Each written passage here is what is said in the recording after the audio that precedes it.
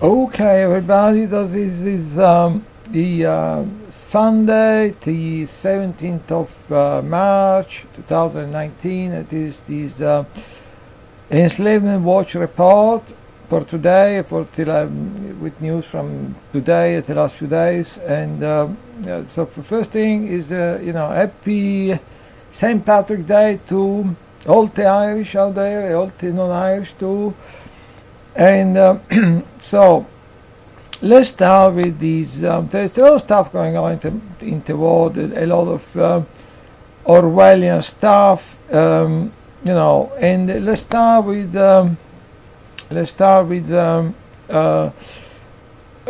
why this is called Enslavement Watch report, because basically you can look at all the crazy, unbelievable thing going on in the world at the moment. You can look at them from different angles, and there is an organization in London called Big Brother Watch, and then there is Privacy International, and then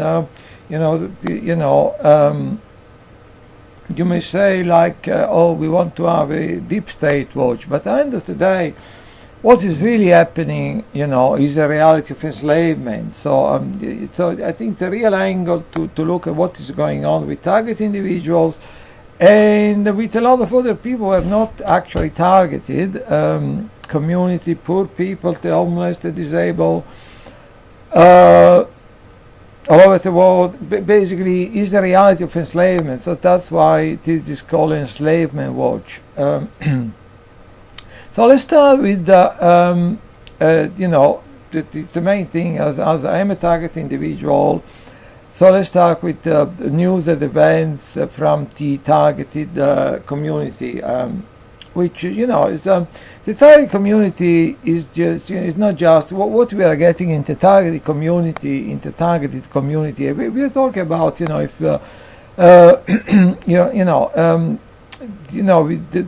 our main presence is probably over the internet, even though we organize things at the local level in the United States, in Europe, in this country. But if you were to look over the internet, you will see that there is basically literally thousands of people all saying the same identical thing, like about what's happening to us. So basically, I think it is. What's happening? They're using us as like someone said. I mean, if you as soon as they there is a they found some new technology or some new even technique, if you want, tear away immediately if they can see an application in terms of so-called national security or social control or whatever. They try to weaponize the technique, the technology. So what's happening with target individual, I think that there is it's a number of different more narrative around, which is very similar, but some of these narratives look at things from a slightly different angle, and I think that the real truth is that they're using us as guinea pig. We have like the canaries in the mine is, in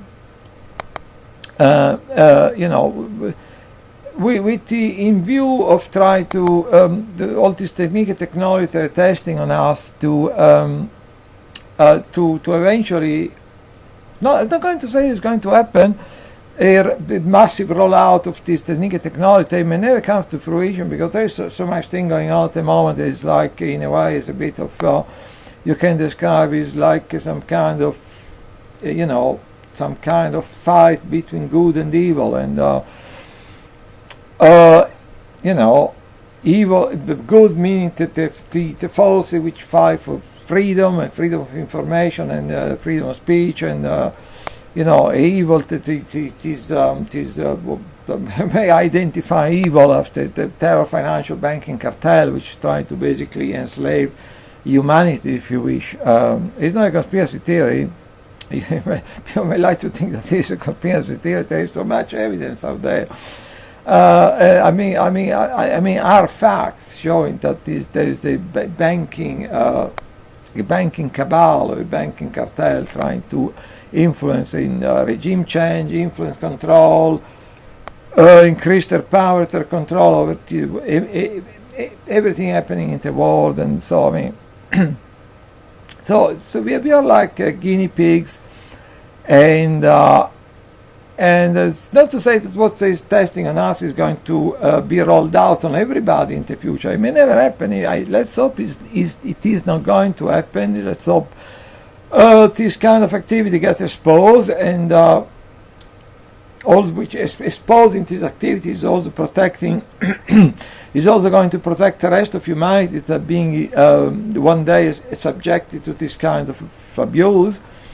But if there is a way in which they think, oh, it wouldn't be wonderful if can one day use this technique and technology to tightly control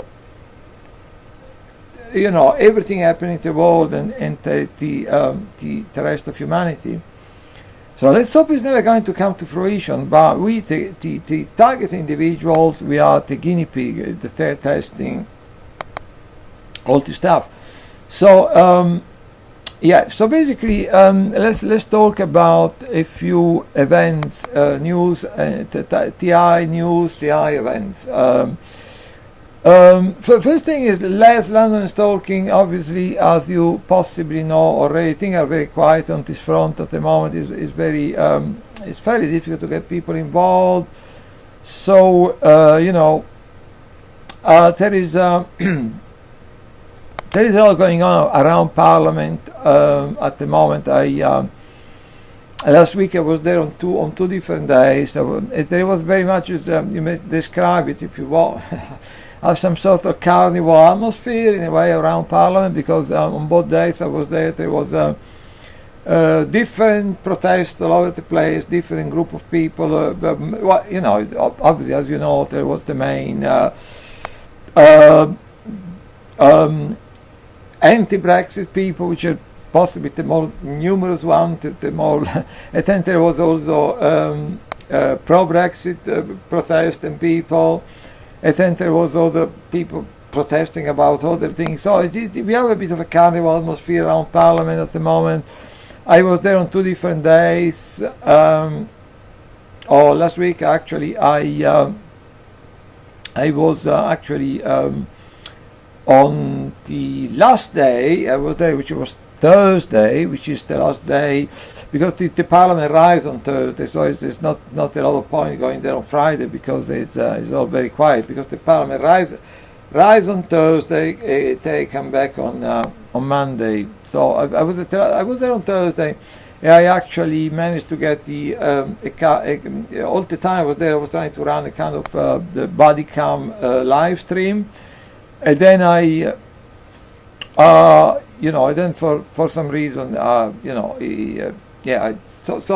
it was very lively. So it's obviously with all the stuff going on, with all the excitement, you may say it's a good represents a good opportunity to represents a good opportunity for target individual to try to raise awareness, about what's going on with targeting. So when I was there last time on Thursday, I get people filming me, people taking pictures of me, and then I get a couple of 2 old friends that are stopping to talk to me, and a lot of other people stopping to talk to me and taking some of our literature. So I mean, you may say, is with all the stuff going on, people getting excited in a way. It's actually a good opportunity for to try to talk to people, to raise awareness about targeting. At the same time, I'm not entirely sure. I'm certainly going to be there again next week. I don't know how many times. The Parliament is sitting from Monday to Thursday, 4 days. There's a window of 4 days, and I'm sure this week, like last week, there's going to be some important vote in Parliament on Tuesday. And my understanding is that Theresa May is again for the 3rd time bringing in front of Parliament is you know, her plan to her Brexit plan, which has been rejected by Parliament on 2 different occasions. So I expect this week, you know, there'll be as much excitement as last week. There's going to be a lot of people around. Again, a bit of a carnival atmosphere. So I will try to be there at least once, possibly more. Depending on things. My health at the moment is not terribly good. I basically I have a hernia problem, which soon I will need to have an operation and on general anesthetic. So something is not exactly looking forward to. So ideally, people tell me I should take things easy. You know, I don't find it. I'm not very good at taking things easy. So last week, for instance, I was down for several hours in front of Parliament on 2 different occasions. But next week, I'm not entirely sure I want to organize an event for Wednesday, because, as I said, you know, it's a lot easier for me to, like, you know, when I feel alright, when I you know, to go down to protest in front of Parliament. But when I try to organize some event, then I try to spend all the energy and time, try to get people involved, often with very scarce, very minimal joy and results in terms of the number of people wanting to get involved. So that is a lot more, let's say, you know, it's a lot more. It's quite a different thing. It takes a lot more time to organize and to contact people, to try to. It's also very frustrating, because at the moment there don't seem to be very much interest on the part of target individual to support these events. So I'm certainly going to be there next week. I expect there's going again to be very much of a carnival atmosphere around Parliament, which is also good to try to raise awareness about targeting. So I'm certainly going to be there at least one day, possibly more. I'm a bit reluctant to organize an event for Wednesday, to organize a Facebook event, to try to get people involved, because that is a lot more. I don't know how to say it, but it takes a lot more time and energy, and it's also in a way. But maybe people they will understand, but target individual will understand that if you're a target individual, you're organizing an event, a specific event for a specific time, is a bit like putting like a crosshair on your back. Like, I mean, so 2 weeks ago, I just, you know, I was running into Westminster on my motorcycle, and then in a rather dangerous situation, the engine started to cut off, and I was in fairly fast moving traffic, and I was quite lucky not to have an accident. And then I found out that someone, obviously before I started the bike, maybe during the night or whatever, someone had ripped off some electronics from the bike. That was the reason the engine started to cut off all the time. And so I mean, to organize an event either on Facebook or I'm sure other people. People who are not targeted will think this is just paranoia, totally crazy and stuff. But the thousands of people all over the world, in this country, in the United States, in Canada, in France, in Germany, who are themselves being targeted, I'm sure they will understand 300% what I'm talking about. And if you're a target individual and you organize an event, then it's like a bit putting a crosshair on your back. So I'm a bit reluctant to organize anything specific for Wednesday. Trying to get people involved, also because the returns are very minimal in terms of the number of people wanting to get involved. So I am certainly going to take the opportunity next week, maybe once or twice, to be down in Westminster and try to raise awareness about targeting. So maybe the best thing is, you know, if people want to get involved, they can give me a ring. As my telephone number is, you know, It was 07709 926 942. My mobile number is 07709 926 942. 07709 926 942. So if people, maybe the best thing, if people, I'm certainly going to be in Westminster, try to raise awareness about targeting next week. And if you want to join me, maybe this is probably maybe more practical for the time being. For people to give me a ring, and then I can be very flexible, in terms of if people want to, in terms of time, I can accommodate people schedule, and so I'm willing to be very flexible to suit people schedule, and in terms of the timing, time of meeting. If people want to meet up a bit beforehand to have a bit of a chat about targeting, or if people want to just join me when I'm finished with my visual, to go for a coffee together. So it's just, I'm not giving up on the idea of organizing weekly event, but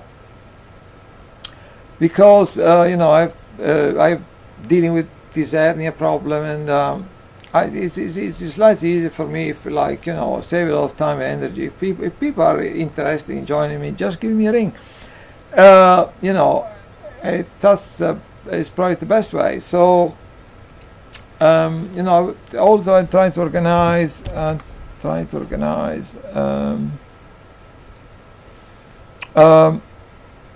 something else. Let's see if I can show it to you. And I try to organize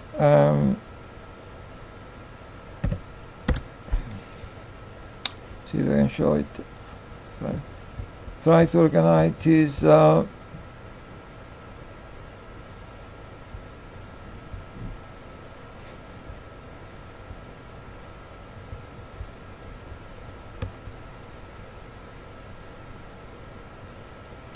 try to organize, see if I can show it to you. Where is it?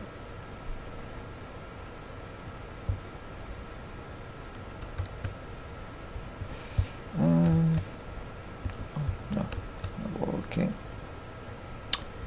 Is not working. So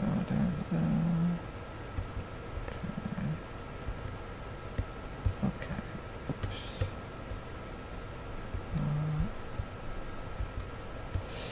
So I'm trying to organize these. See if I can. Yeah, that's one of the reasons. To be totally honest with you, that's one of the reasons I try to organize these events. For I think it says actually for Friday the 26th of April, but in actual fact I think it should be the date that I need to edit that, because the date should be Saturday the 27th of April. And basically, that's show in a way. Let's see if I can show it to you. But yeah, that basically show why I'm quite I'm quite reluctant in a way to organize Facebook event, to organize event, because I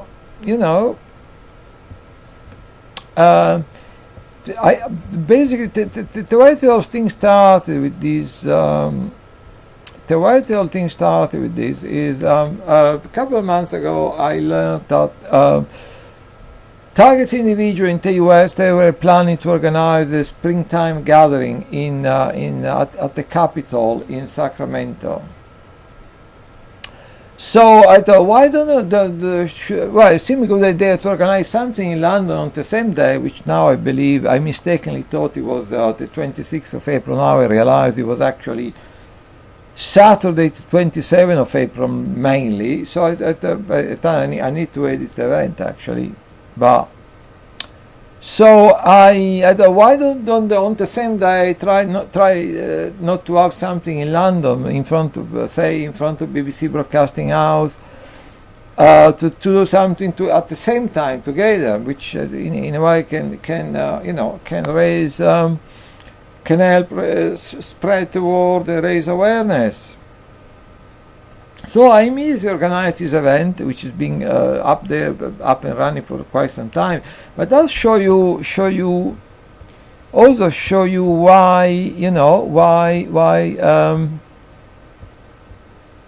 why it seemed to be it's so frustrating to organize these events. It's why I'm holding back a bit, for instance, in organizing something for this Wednesday, because this event has been up and running for several weeks now. And basically, what you get there is one going. If you look at all the people interested or etc., one going, which is myself, and two people interested. This event has been up and running for several weeks now, and I've been trying on several different occasions to advertise it. So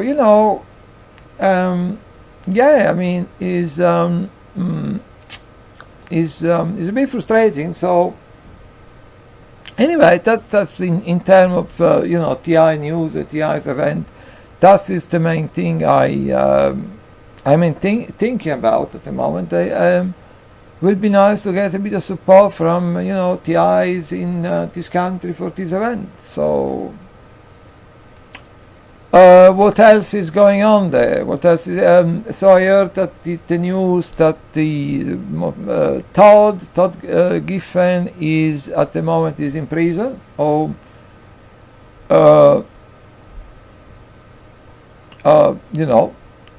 Apparently is in prison for or maybe some Todd is from Oregon, but and I think it's possibly is in prison in possibly in Washington State. It's close to Seattle or something. I don't know all the details. I was I signed a petition which at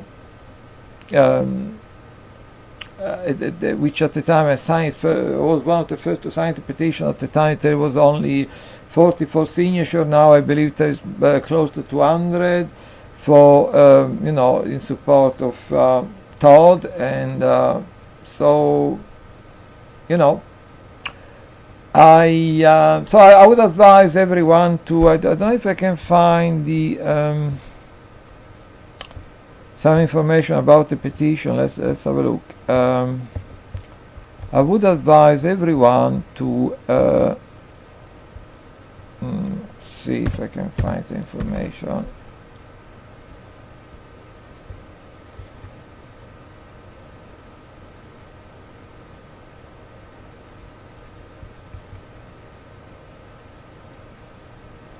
Okay, so it's 141 people have signed this petition at the moment. I try to do my best to advertise the petition. So the petition is requesting Todd Giffen be released from prison or any psychiatric unit involuntarily. So yeah, so often what's happened with target individual, we get sometimes we get a bit overwhelmed by all the stuff being done to us, that we sometimes just for saying something or not even doing something, but just for saying something which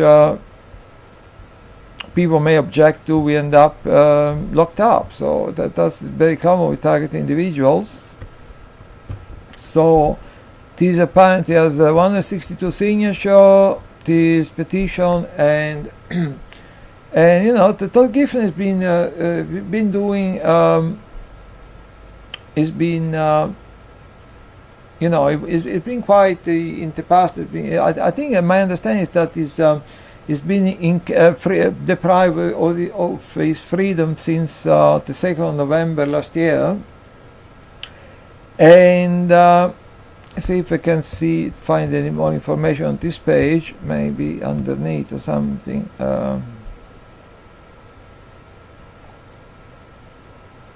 Apparently he's incarcerated, though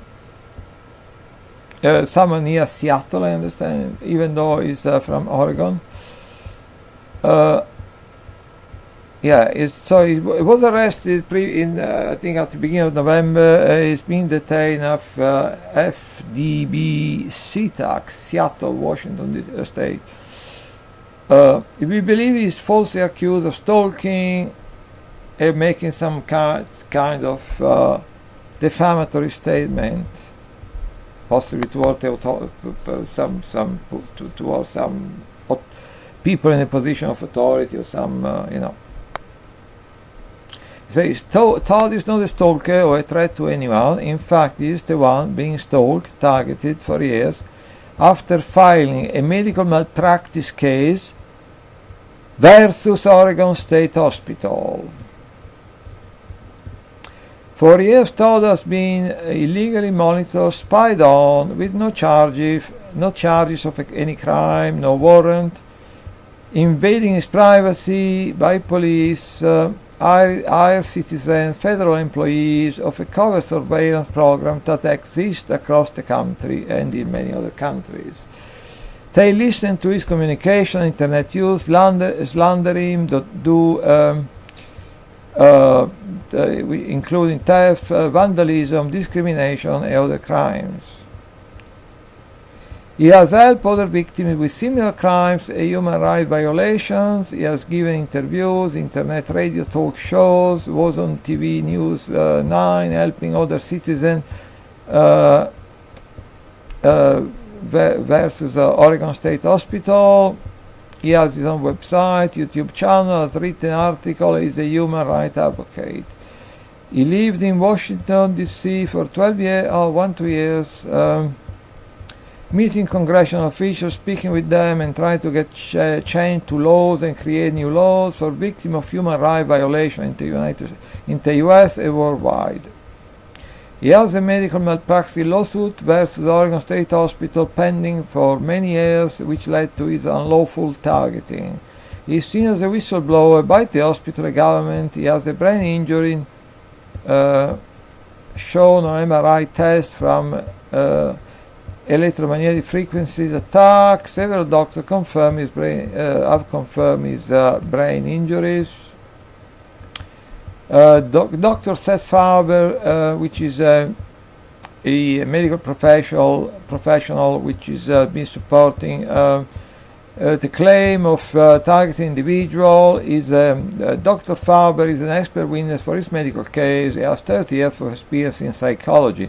Dr. Faber is a psychologist. He supports entirely the claims of targeting individuals. Todd has shown video proof of certain crime on his YouTube channel over the years. Dr. Faber and others believe him, seeing video of his proof. Dr. Faber stated that Todd is a competent, sane, intelligent person whose constitutional rights are being violated. If he's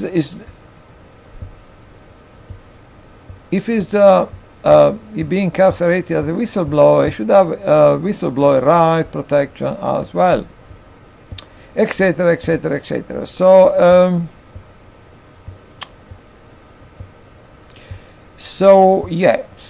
basically, I would advise people to make a story short. They want to you see that's the main fact. Often, target individual for trying to stand up for for their own human rights and civil rights, and being targeted with all kind of unlawful activities, often just trying to stand up for themselves, and just for saying something, making some statement to public official or to member of the public, just for making some fairly innocuous kind of statement to public official, to member of the public, then everything we say get twisted around, and then often targeting get up losing their freedom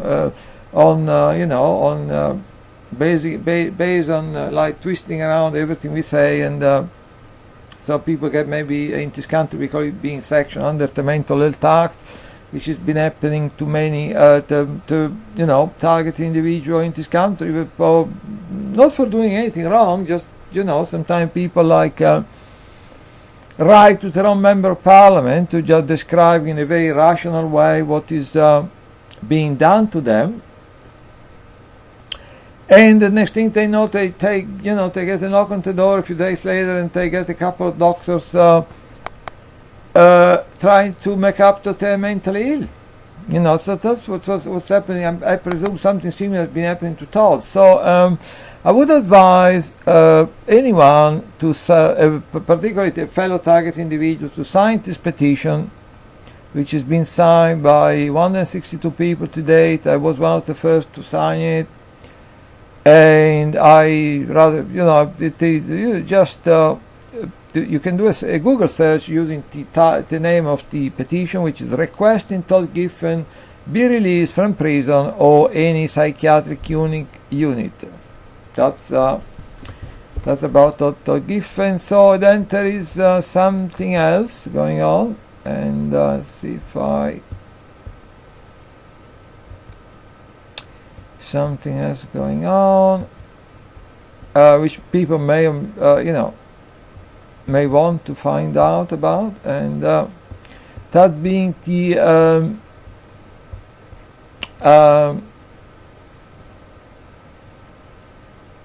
is the Canadian Bioethics Society Annual Conference, which is going to take place in May this year, between the 22nd and the 24th of May.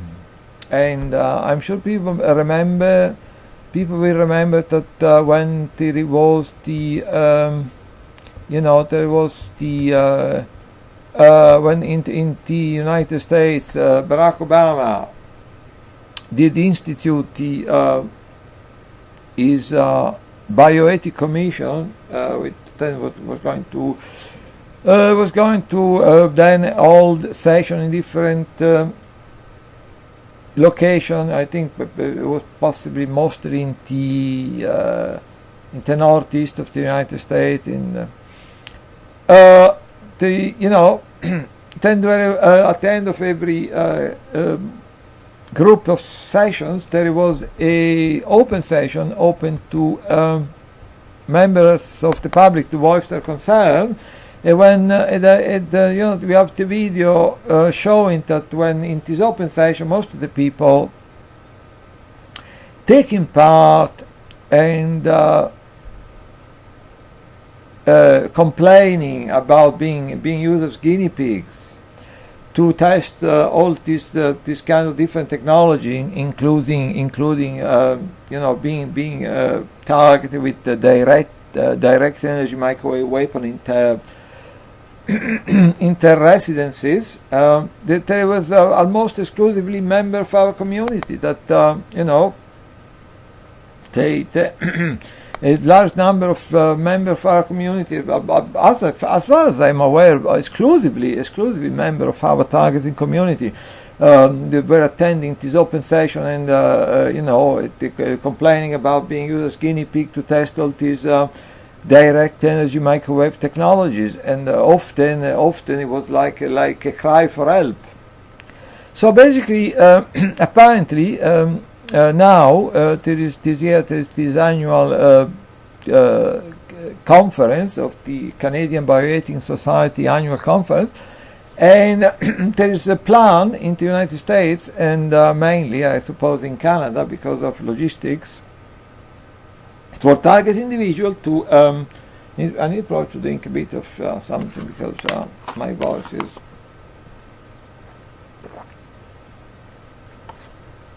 plans on the part of various target individual associations, including PAX International, to be there in different capacity. I don't know if people people can do different things. They can picket or be protest outside the conference. Just to have another look at what it says exactly about the conference. So, delegation profile is organized by the Canadian Bioethics Society.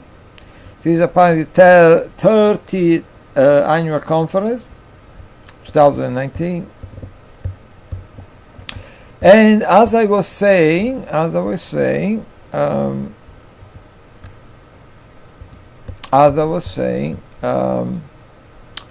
like happening in many times before, actually. For instance, when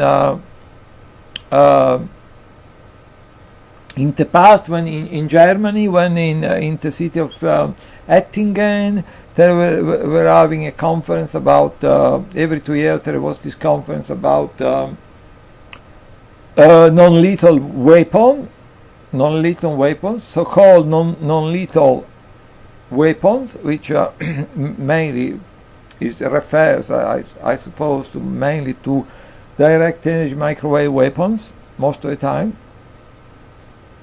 There was people, outside protesting, and I think also on one occasion John Holman was one of our main representative in this country. John Holman on one occasion managed to actually speak at this conference or be part of the conference, and then there was, people, target individuals from all over Europe protesting outside. I was in Ettingen. I'm sure I could, if I may even be able to show you some picture actually, and so if I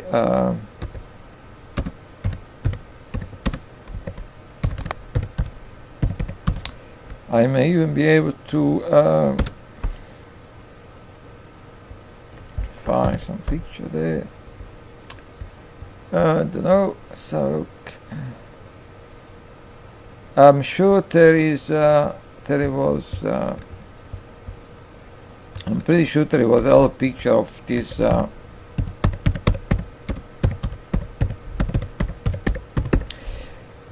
I'm sure there was a picture of this protest.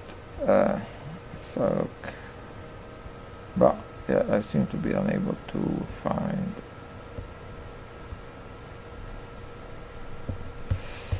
Find anything relevant now. I'm doing target individual acting and that's non-lethal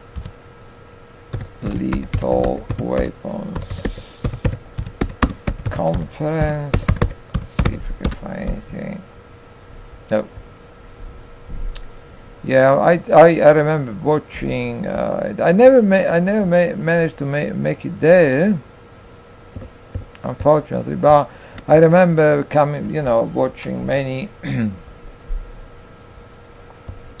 many different pictures of people I know and protesting outside. And then obviously there was all these the target individuals taking part in the target individual taking part in Obama Bioethics Commission. I think it was all. There were a session in 3 different American cities, I think, and every time in the open session there was I would say exclusively target individual attending and talking about our plight, if you wish. And so I think like. I don't know exactly what the plan are for these for May for this conference in Canada. Let's see if I can find the location, which is let's see if I can find the location. Oh, it's in a place called Banff, which I think it's probably in the state of Alberta. From what I can instead of Alberta, so the plan are to go there, to be outside protesting or raising awareness, maybe even for people to actually take join take part in the conference, or even maybe able to speak at the conference. So I know that there is PAX International, but not just PAX International, but not just PAX, but other North American or mainly US and also Canadian TI organization which plan to be there to attend. So yeah, so this is let me see. Oh well, there's another news is that is let's see if we can find if I can find what I'm looking for.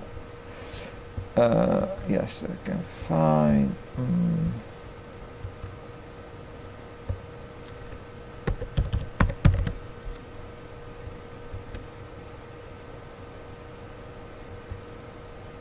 If your energy contract is expiring in yes, 6 months, then recently you I may be think eligible you for an may be amazing interesting new to deal. note that recently. Hello and welcome everybody. I'm Dr. Catherine Horton. Let me just start off with a sound check because usually they try to sabotage things and they tonight will be important. Just a second. Okay, Canada, you guys can hear me. That's great. So I am very, very pleased to welcome Kevin Annett on the show again. Hi, Kevin. Kevin Annett. Hi, Catherine. And today we will split the show. In the beginning, we'll talk about some news and some commentary from Kevin Annett about what's going on in the world, and I can tell you that lots of things are happening. And then in the second half, we are going to dive into the common law courts, and we're going to discuss how to set up common law courts everywhere around the world. Now, what I'm pointing out here is Kevin's book. It is called Establishing the Reign of Natural Liberty, a Common Law Training Manual. And this book is actually great. I think everybody who is fighting some injustice should get hold of a copy and familiarize themselves with the process of a common law court, because I think we should use them so that we can get justice even if corrupt judges in the courts are blocking us. But okay, let's start with Kevin. Please, Kevin, I give you the floor and tell us what has been happening in the world. To one of his unless people have been asleep, they might have heard it's a very delicate subject because breaking news out of Rome. And there is goes on talk at the same about time that there's this enormous spin going on in the media, one of the whereby things, it if looks you like say like Pope Francis invited these bishops to Rome to talk about or if it getting on top of getting child up to, abuse and in the church, you know. I am under And no he's been making illusion all these about pronouncements all over the world now. enjoying He's opened up the Vatican unlimited files freedom on of Pope speech. Pius, who collaborated with the Nazis. I know exactly he's what trying I to can make try to himself tell look people so of the progressive. thing. I know The reality is that that's all to talking mask there something with that happened Dr. Orton. on February 22nd. So and that was that he was effectively removed I know from there is, by a I know three there is all cardinals, things and I including the can tell you Vatican about. Secretary I of know there State, is many other Pietro things. Parolin. If I were to try to tell you about, these even three though are all the active total members of the fact Ninth Circle. information. Now, what was interesting was 2 You know, days later, I the will Ninth be Circle was getting supposed to have real met, but it trouble was if I were stopped to tell by you another certain intervention things I by know. Even though it's common law totally sheriffs factual, and their it's not supporters in conspiracy Rome. theory. And I know they there is actually went exactly into line the there I church shouldn't where it cross. was to go on. Anyway, This the is the San Dr. Lorenzo Annett, Church, just without going to literally a the block Dr. from Annett St. is a Peter's Square, a lady Jesuit that church. And for many years these has been sacrificial campaigning and rituals being held there. Well, it about was the stopped. disappearance of The some children from Polizia one di of Stato, these the state police in Italy, children confirmed home that for they had Aboriginal gone children in Canada. found 5 men and 2 children the disappearance in a appears to have sub-basement been area, and taking those place people were after a detained. visit We haven't of heard the, what's some member happened. of the royal What family. happened to the I don't children want of to those go. 5 individuals I who don't were want to say obviously more part of about the the Ninth subject, Circle. the But subject it's not to get interesting myself that in trouble because all of this information was coming out when about the Dr. ties Annett came between to London Pope Francis I think Jorge it was Bergoglio and the Queen in the maybe Netherlands, 18 months Maxima ago, Zoriega, he flew into, he who was trying to, he was was trying like to him flew into London. Argentine. He flew Her into father was a Heathrow, member of the military and junta it was that it was Bergoglio was so close to. yes, And aiming there's to been take news part articles that have in come a out people describing how she tribunal would pay him dealing with something the like pedophilia 12,000 and euros every maybe month other for things several years and for some which reason, I'm not like going he to was on name her not to get in payroll. trouble. They probably had a romantic relationship it was for over detained almost 20 without years. charge at And Heathrow by there's the that long police, history and where, you know, in Argentina, it he was went from being a very priest swiftly to head of all the deported back to Jesuits in Canada 3 years, within a couple just of before the hours. He was military came in. deported So back there's to this Canada. very dark history. So, The Dutch royal so you family know, and Zoriega, as we know, are tied directly to I'm these a Ninth Circle realist. I know practices from exactly. eyewitnesses we've seen. I So can obviously still this stuff try is to getting raise too close awareness to about home. a lot of. There is still a lot Australian of things Cardinal I George can Pell tell was you. I try prosecuted, the to first raise cardinal ever to go awareness to jail, about. right in the same week. You know, And fairly safely. an eyewitness. But I know also the that there's many other things I would like to tell you about if I were to try to. I'd probably child get in trafficking. big She was trouble. found murdered. I mean, so I'm very that same realist. Saturday I in her know, apartment in there's certain Argentina. thing So I obviously can, there was a talk cleanup about, going certain other thing on. that, They were getting rid of any if eyewitnesses that might possibly implicate the he Ninth may Circle, including would Bergoglio, getting me who is immediately into himself, he's all being kind of bringing trouble. too much light to bear, as I too much said heat to in bear the on his association with the Ninth Circle. So in all of the, that led to this palace coup, you know, basically, in the and this enormous engineered. It's amazing to watch this incredible befuddling going on in the I world. was also aiming to People go, are made to think one thing. In you know, fact, the Vatican is to, yet again crumbling. This is the second pope in 5 years to who, have some, has been forced out because of this information being to have a brought look by our movement. So what is really interesting for me, did you say that Maxime? You know.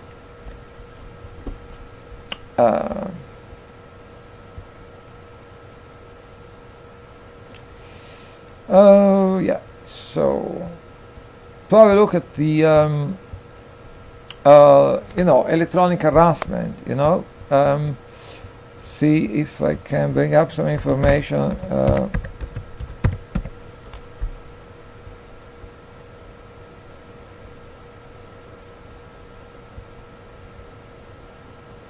Yeah. So. Yeah, so basically, if you're not targeted, if you're not targeting, I know if you're not targeted, and and I talked to you about I talked to you about electronic harassment, which is some people I talk to people, some people I mentioned I mentioned electronic harassment, and I think I'm talking about cybercrime and people interfering with your data, and so we should let's be clear. Electronic harassment is when people get assaulted with the use of direct energy microwave weapons. There is a long history of this technology. I think they've been deployed with total abandonment since the 50s, specifically on American citizen, Canadian citizen, European citizen. We're talking about totally innocent people, to test them. And then there was, a high-profile cases in which this technology has been used against protesters for crowd control and coming to people's attention. But then people's attention span. The thing, I don't want to sound, about one of the problems is that there is this cognitive dissonance, which I also sometimes I call it cognitive dissociation or cognitive schizophrenia, whereby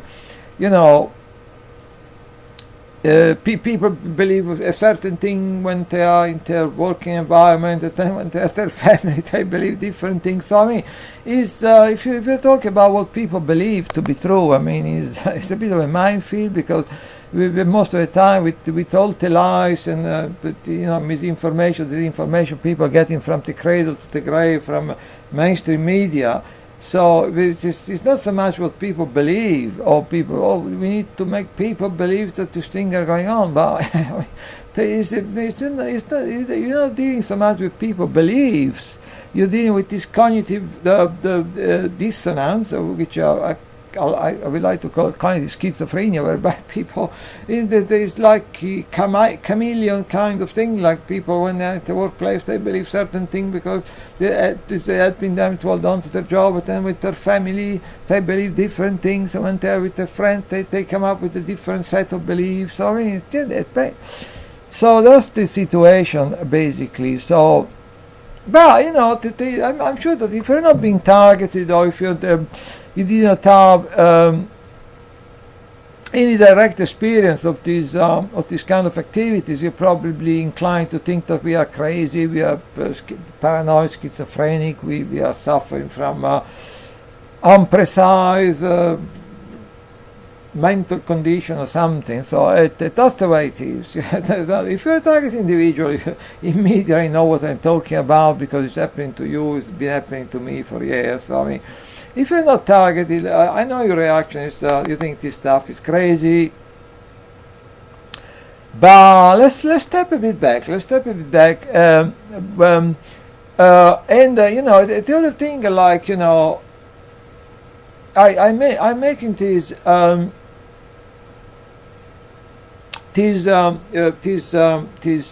enslavement watch reports because there is so much thing happening in the world at the moment with target individual, but also with you know, with the enslavement of the entire country, with the enslavement of the entire population, which in pushing millions of people into poverty.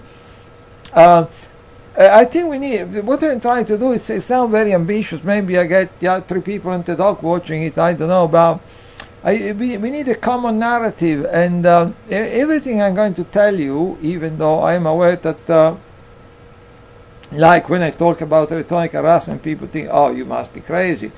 But they're all very rational. You don't know anything from myself talking about reptilian or Anunnakis or all this kind of nonsense. So it's, you know, if I were to look at some conspiracy theories, it's only going to analyze them to see if there is any truth in them, or if just tell you, like, people alleging that there is this conspiracy theory, you know, I tell you a certain fact which may actually prove that this conspiracy theory is actually a fact.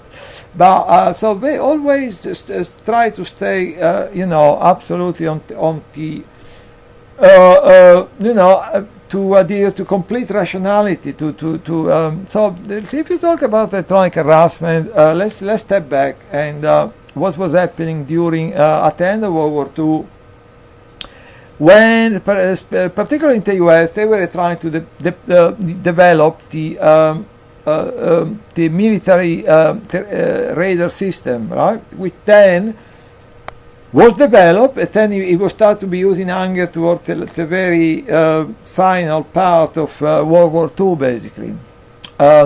So what happened, and that is all factual. You can, everything I'm telling you, you can research it for yourself. You can Google. You know, I wouldn't tell you anything which is, or if I tell you something which is controversial, then I will tell you this is quite controversial. Some people are saying something, other people are saying something completely different. There is certain fact which is that they seem to point a finger in a certain direction. So you know so this is totally factual. When they were experimenting with this, developing this, the new radar system at the end of World War II, they soon discovered all the people which are working in proximity with all this machine and machinery, electronic machinery, they were starting to have strange noises and clicks inside thread.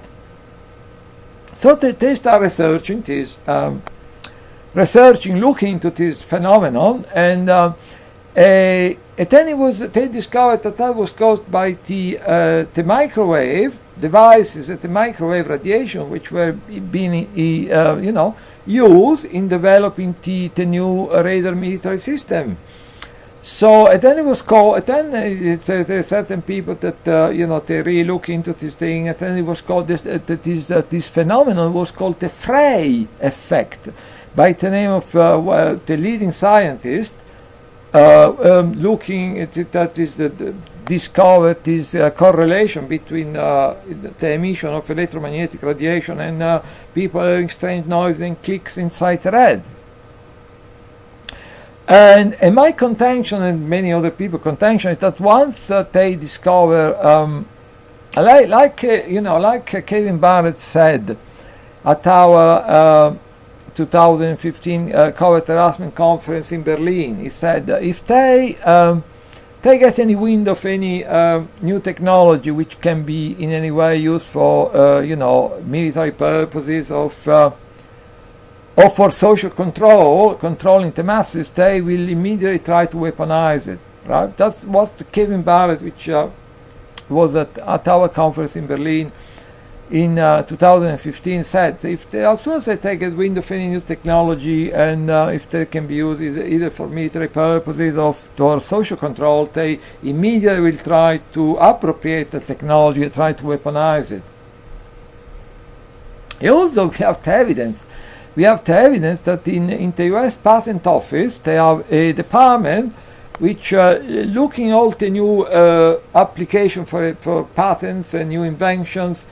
And if they spot anything which may have be relevant to the military or to for the purpose social control and social engineering, they immediately take over the patent. And there are certain people that I don't remember all the details, but I know that there is certain people that in the US have been actually researching this area, and making a number of freedom of information requests and gathering information. It would appear that basically since the end of World War II, there has been up to 6,000 of this information have been completely taken out of the public domain, basically taken over by the military, by all the different intelligence agencies in the US. So as I said, if they like Kevin Barrett said in Berlin, if they get Windows, any new technology can be, it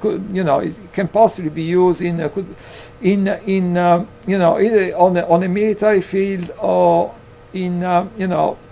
for social control. They immediately appropriate the technology. Everything goes dark, and then they work on this stuff possibly for decades, completely unbeknownst to the general public. They developed this technology for decades, completely unbeknownst to the general public. So my contention and the contention of a lot of other people is that as soon as they got wind of this, that you can use actually direct energy microwave radiation to interfere with the human body, and more to the point with the human nervous system. They basically they've been experimenting ever since.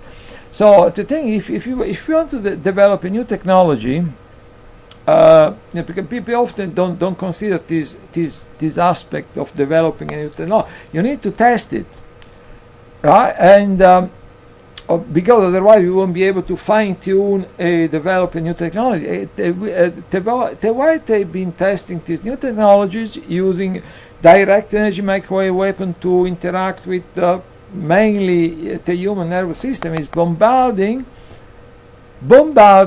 thousands of innocent Western citizens in the US, in Canada, in Europe, in Australia. Mostly but not exclusively. When people are at home, bombard them at home with these direct energy microwave weapons. Now I'm sure. Target individuals immediately, that is something they already know anyway. And then all the non-targeted population, they will think that sounds completely crazy to me, right? But let's look at a few facts. Yeah, you can look at the.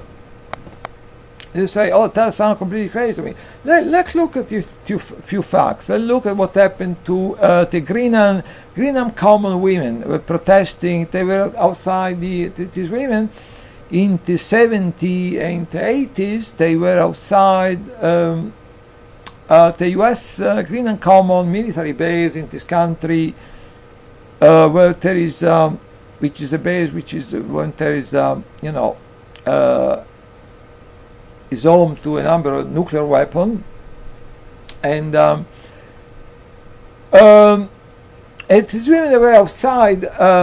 They were camping for many months outside this military base. Their purpose was mainly not just to be there, but when there was some convoy of coming in and out of the base, often transporting nuclear weapon, to get in the way, block the convoy, to protest against the deployment of nuclear weapon in this country, etc., etc. And then they start to notice after a while that every time there was a convoy, going through, most of the women, they were entertained being sick and vomiting and completely disabled. And then after, so this kept happening very regularly. And then the minute they started, I spoke with some of these women personally. I was at the meeting and you know, and there was one of these women that she told me, I know about the thing because I was there agreeing on Calmo, but she sounded a bit dismissive, like, I mean, but so what we were going on about, you know, for something, but so I spoke with a number of women that were there at Green and Common, myself, and anyway, to make a long story short, so they started to notice this thing was happening very regularly. And then they started to suspect that they were being irradiated with some kind of radiation from the military base, whereby, you know, one moment they were feeling perfectly fine, and then next time there was a convoy due to go through, and then immediately they were sick, vomiting in their tent or something. And then it kept happening, and then most of these women and most of the people on their sidewalk, there was almost this, you know, about a acknowledgement that, yeah, this was taking place. The women were being irradiated from the base with direct energy microwave weapon, making them ill, making them sick every time there was a convoy going through. So that's one fact. To show that people can actually be targeted, you know, with this kind of weapon. Usually people being targeted are either political activists or maybe just totally innocent citizen, which is a very opportunistically being used as guinea pig to test this technology, attempt to get the help and the support of the local population. They go around saying, oh, these people, don't listen to any words these people are saying, because the people are evil and bad and dangerous, and they're so dangerous that to contain them, we need to subject them to this constant 24/7 harassment. That's what people have been told. But then move on to some other, move on to something else. Move on to the fact that we know that this is information that is completely in the public domain. Information you can find very a lot of coverage in mainstream media.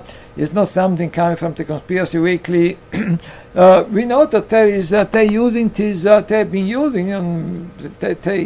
using many times. It's been on mainstream media the direct energy microwave weapon for crowd control. You know.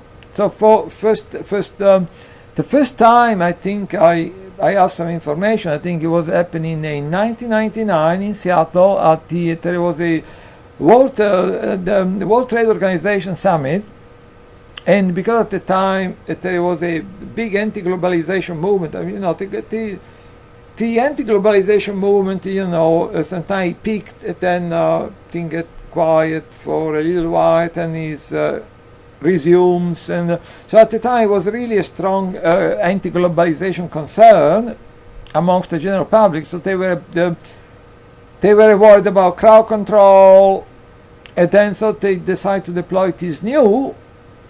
It was new then, fairly new then.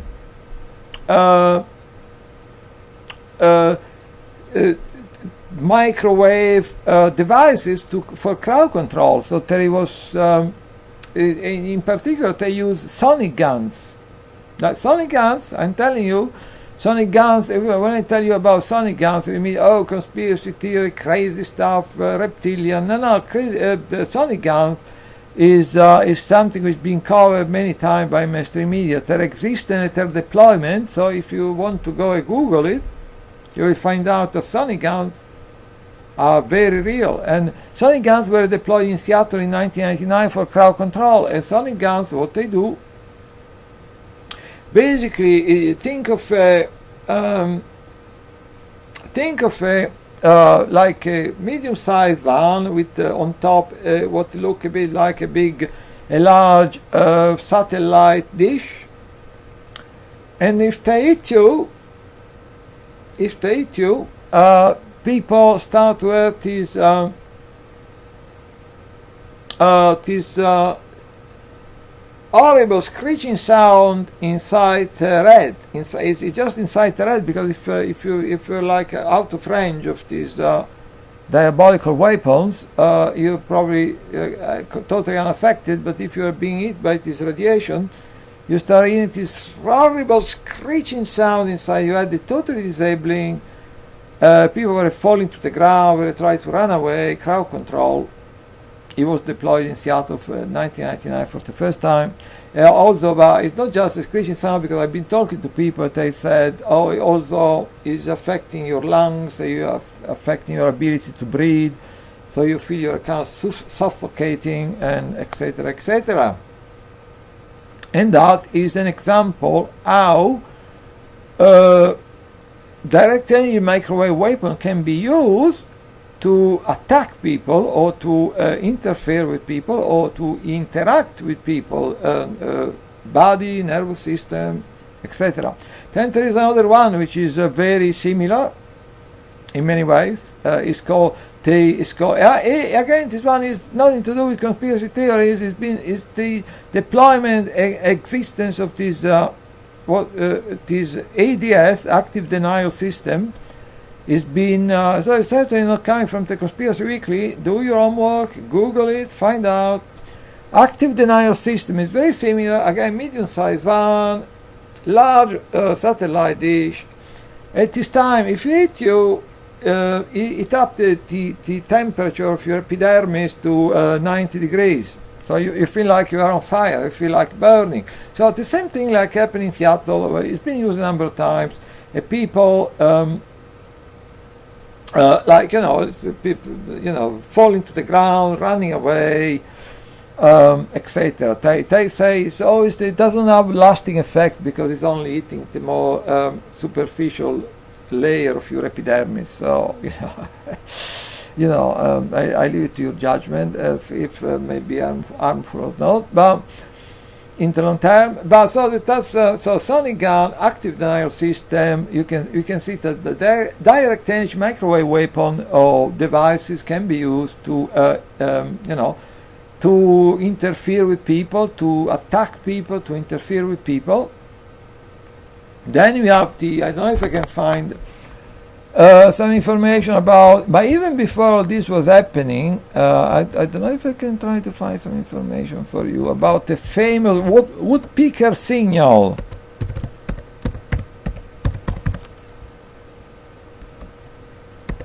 The famous woodpecker signal, which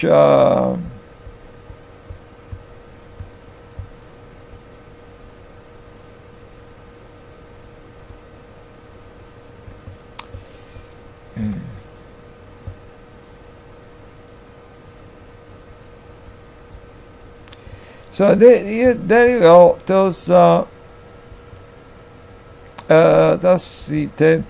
the Russian woodpecker, the Soviet signal that could be heard on the radio. During the dying days of the Cold War, the Soviet Union built an early warning detection system. Wow. To listen, it's quite funny because they keep asking permission to use cookies on different pages, but they've been stealing our data for 50 years, up to 50 years with total abandonment. So that's a bit ironic. But you have to click this disclaimer on every page you visit now.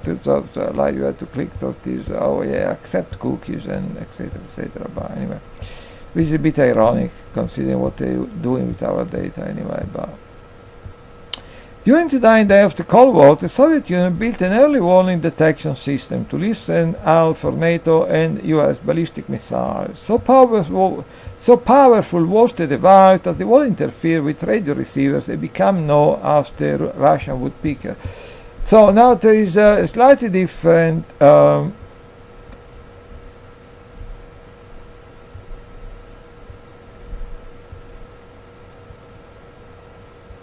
I mean, there is like this is a bit sanitized version of this event.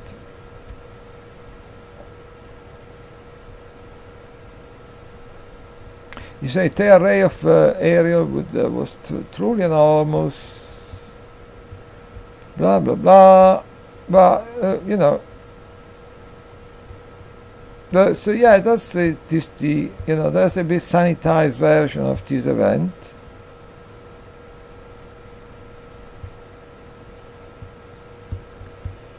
Is a sanitized.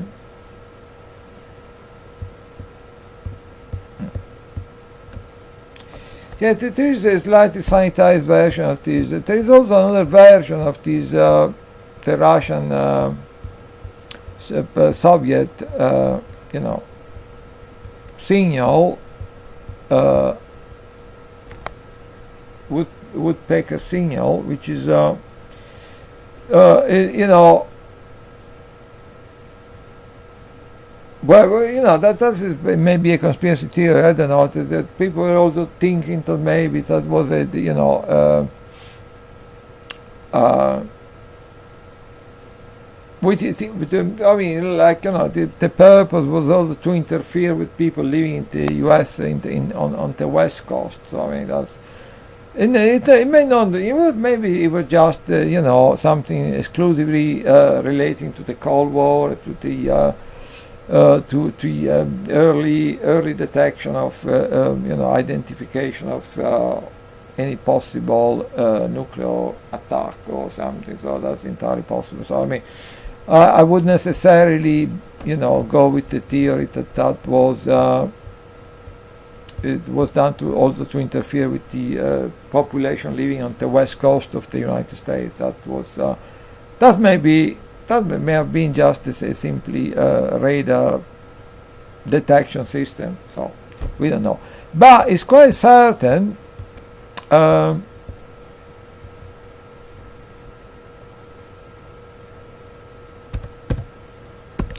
to find some more information.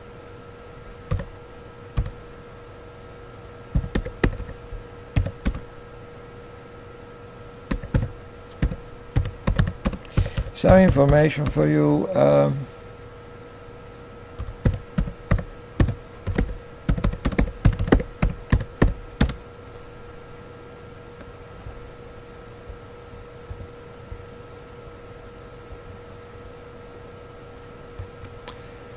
So that is from Wikipedia. Is the Moscow signal. The Moscow signal. From Wikipedia, the Moscow signal was a reported microwave transmission varying between 2.5 and 4 gigahertz, which actually, in case you're interested, is very close to the frequencies of the new 5G, if you know, if I'm correct, is very close. 2.5 to 4 gigahertz is very close to the frequency used by the new 5G network. And apparently, the people in the embassy were actually, after what they did, suffer from pretty serious all kind of ailments and cancer and things. So this, I believe the frequency of the signal was very close to what is supposed to be used in the future for G5. Well, that's my understanding. Directly at the Embassy of the United States in Moscow from 1953 to 1976, resulting in an international incident. The US government eventually determined it was probably an attempt at espionage and that the concerning health effect on embassy staff were incidental. So you can, you know, it was interesting because, you know, as you can see, it is, you know, it is all these different microwave radiation they can use also to something which is I'm not going into yet, but they can interfere with the human body. They can, as I think I've shown, just making a few examples. Obviously, I can go into, you know, there is limited amount of time, so I can only go into a few main high-profile examples. But I think it shows that it is microwave frequency signals can be used to interfere with human body. They can be used to interfere with the human nervous system. They can, but also what is when it says like when it says like the U.S. government eventually determined it was probably an attempt at espionage and that the concerning health effect on embassy staff were incidental. So you can see it has something which is that will be an entire new chapter to explore, to talk about. But obviously, consistency, as is the existence of this, the effect that the capability of this direct energy microwave weapon were discovered when they were creating the new radar military system. So it only makes sense the fact that the radiation can also be used to gather information, like in the radar military system. So that is I don't want to go into all that because just to keep it simple, basically for now. But so that's various examples showing that the direct energy microwave radiation can be used to interfere with the human body, interfere with the human nervous system. And then if you go to more recent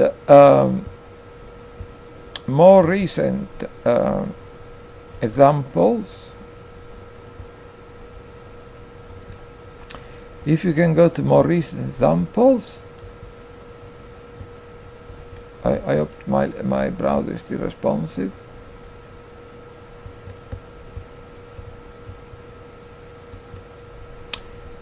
Let's see if I can find.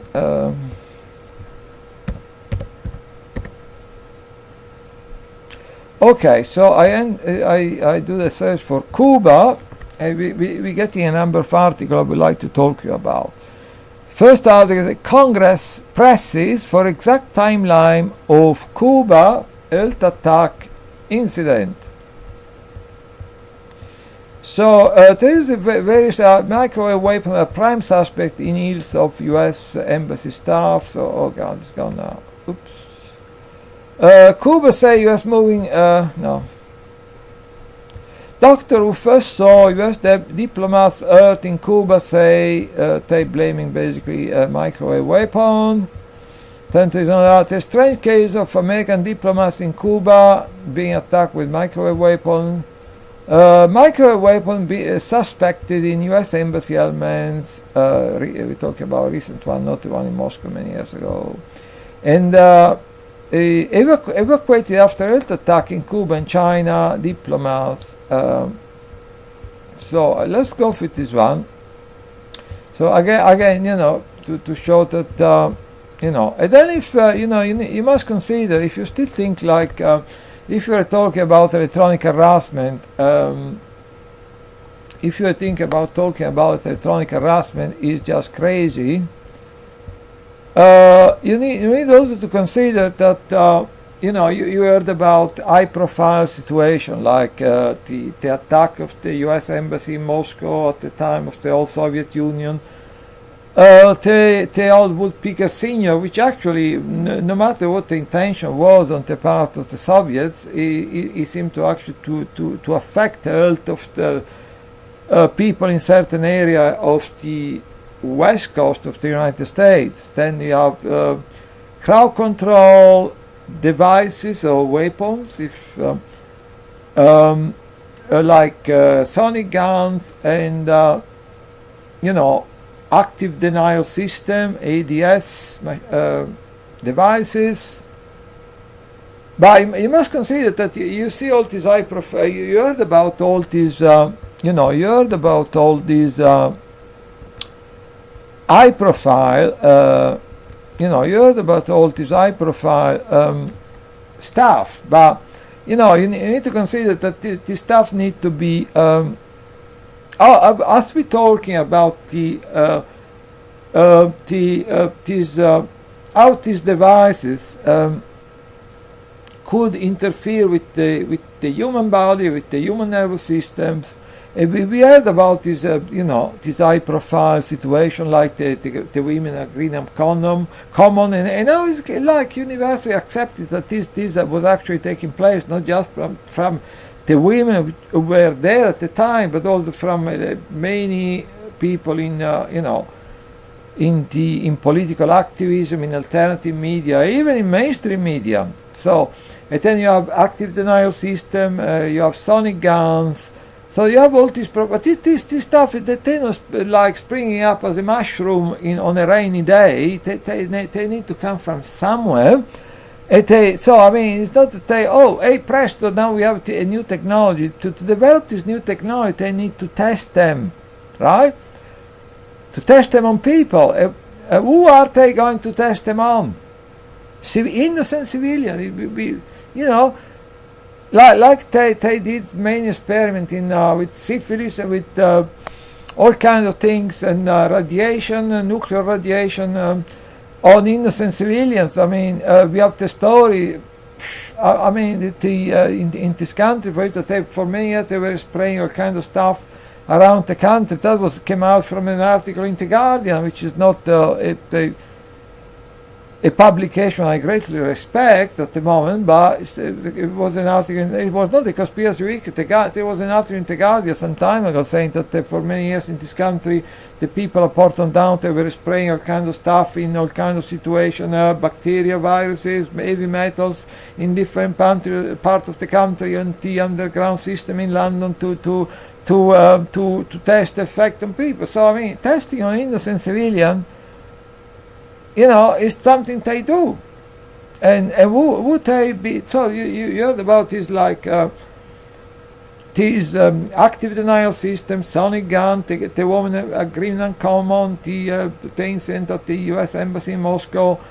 But where is all this coming from? There's some research to develop this kind of technology. They don't spring up like a mushroom on a rainy day. From out of the blue. There's been a lot of research behind this deployment. Who are they testing it on? Target individual, innocent people that enter homes. They testing them on us. They've been going on for 30, 40 years. Yeah, and that's why they are able to develop the only way they've been able to develop all this kind of technology, fancy technology. Fancy microwave technologies. So let's go back to this one. Let's go back to this. Evacuated after health attack in Cuba and China.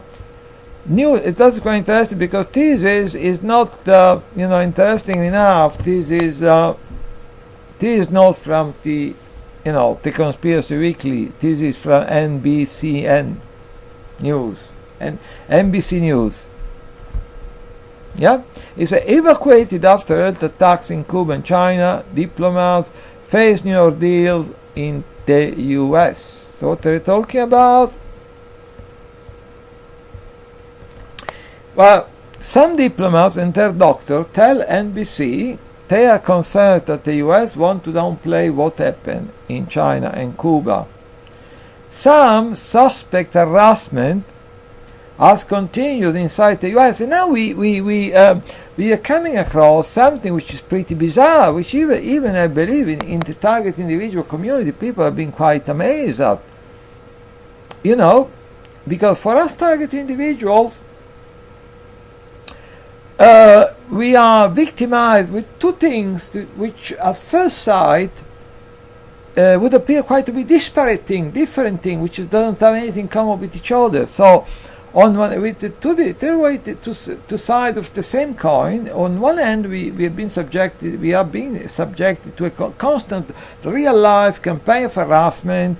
So people get harassed at home, they get harassed in the workplace, they get mobbed at work until the point sometimes they have to they end up losing their job, or they get their property being vandalized. They get and then when they're at home, they get irradiated constantly with these microwave devices, and they seem to think quite different thing. in a way. So it's not an intuitive connection between the two. The real life harassment is the fact that the connection may be twofold. One, that is in a way, as all these experiments the design, to develop the technology designed to suppress people, mainly suppress people. People may create problems for the corporative state, political activists, whistleblowers. The key word there is suppression of the individual. So in a way, it makes sense that you have this two-pronged attack. On one end, you get the real life horrific harassment. On the other end, your atom gets fried with microwave. So in a way, but also I think their main interest is probably to be able to test this kind of new technology with impunity on totally innocent people. So the character assassination and the subsequent constant harassment you get in your local community is just like your invisible cage, which allow them to control you, so they can carry on to using you as a guinea pig with total impunity. So because as soon as we heard the news about Cuba and China, it is diplomat being complaining about being attacked with the direct energy microwave weapon, we thought, okay, well, that may have been the Chinese government or the Cuban government, or may have even been the American government, the US government doing that. But then we discovered with some surprise that and that it's very difficult to explain it, but that at least some of the diplomats were complaining that in Cuba and China they not only were attacking their residents with the microwave weapons, they also were subjected to all kind of real life harassment, like target individual. I thought, I don't know why. So it's very strange, but it's true. A lot of times they say, even when we were in China or Cuba, we will get this strange thing, pet being poisoned and breaking and coming back and find all your possession being trashed, and the people being followed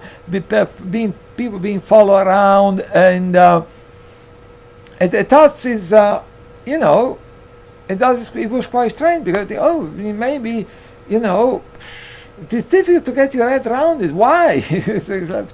But then these people came back into the United States, and as they start complaining about being attacked mainly by these microwave devices, and immediately, like often happen, like often when people blow the whistle about the instances of institutional pedophilia, VIP pedophile network, all different things, they immediately start to get a lot of people coming forward saying the same thing, and they had to go through the motion that they're pretending that they listen to you and they give credence to what you are saying. So immediately doctors and scientists in the United States were actually giving credence to these the claims that the people were being attacked by direct energy microwave weapon. But in no time they started immediately to backtrack, and increasingly these people were being like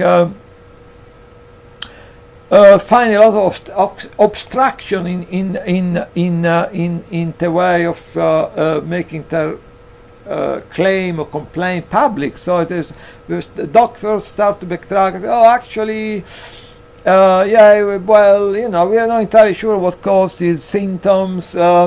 And then people in the media were initially they were all over the stories, and they start to kind of have some sort of blackout on this kind of information, and people were finding problems in getting pension, in getting medical help, in getting help from the media, increasingly some kind of constant obstruction of airing this complaint, these claims.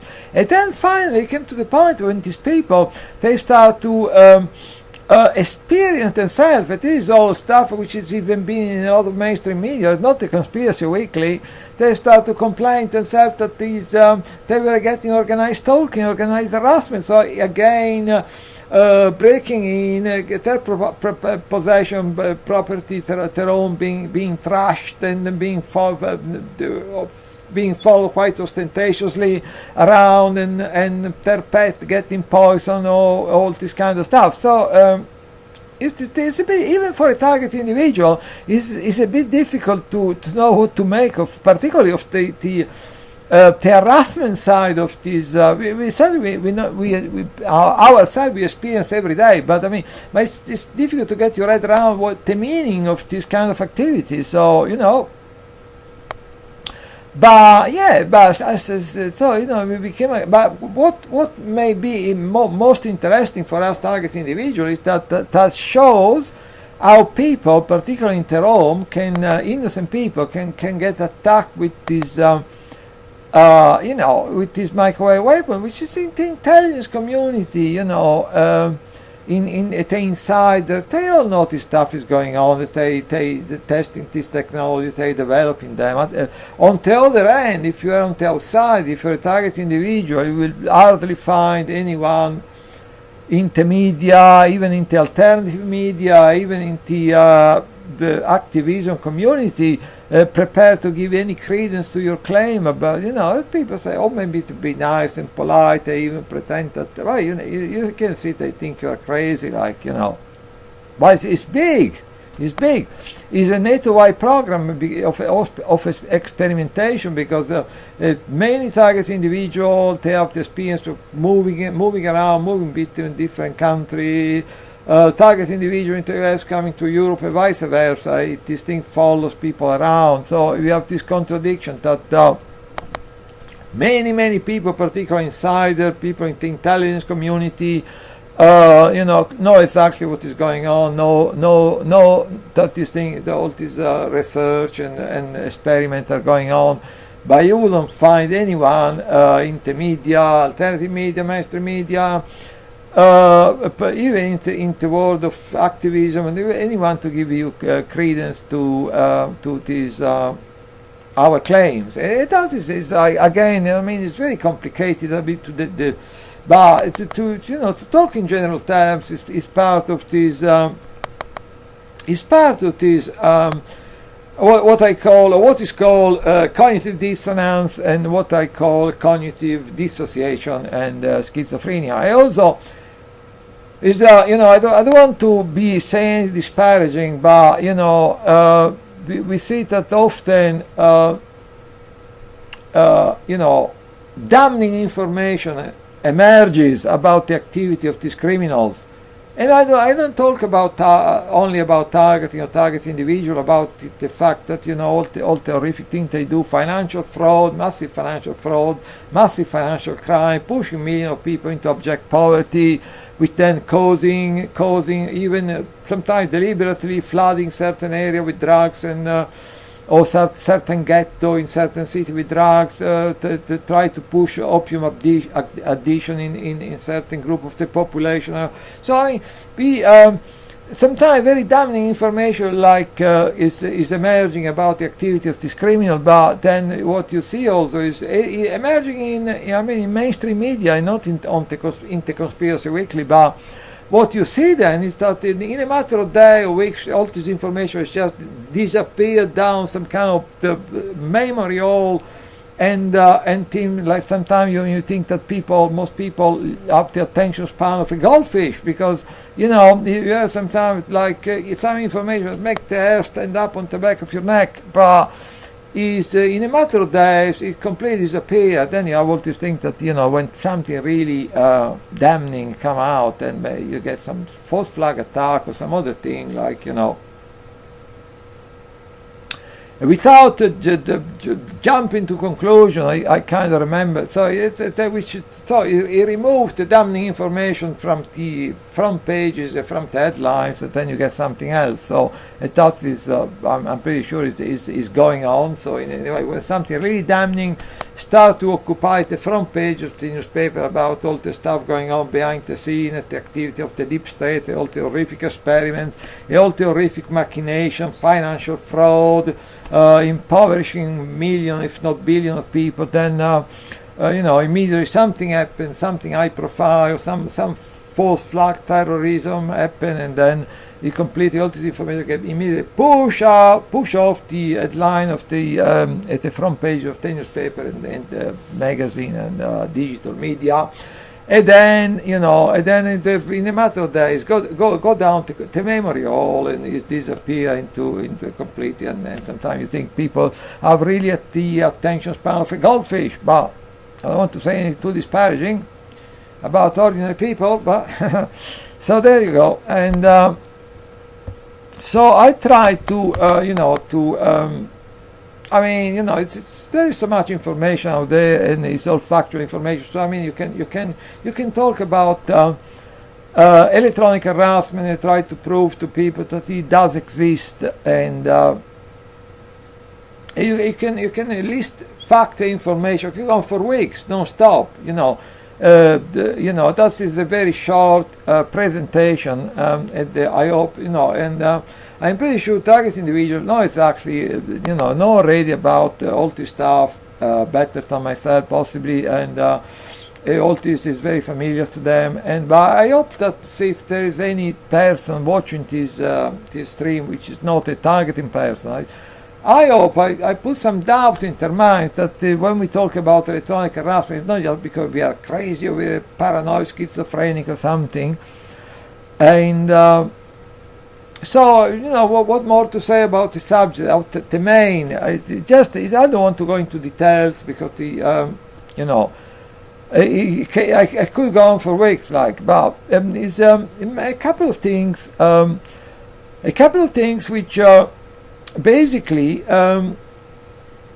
there's been some experiments shown that you can use microwave to cause auditory hallucination, right? So if you can hit the nervous system with certain frequencies, or you can cause auditory hallucination. And that's like the Frey effect, namely, you are in the proximity of these microwave devices, and you start hearing click and noise inside your head. And then they discover, oh yeah, it's very real.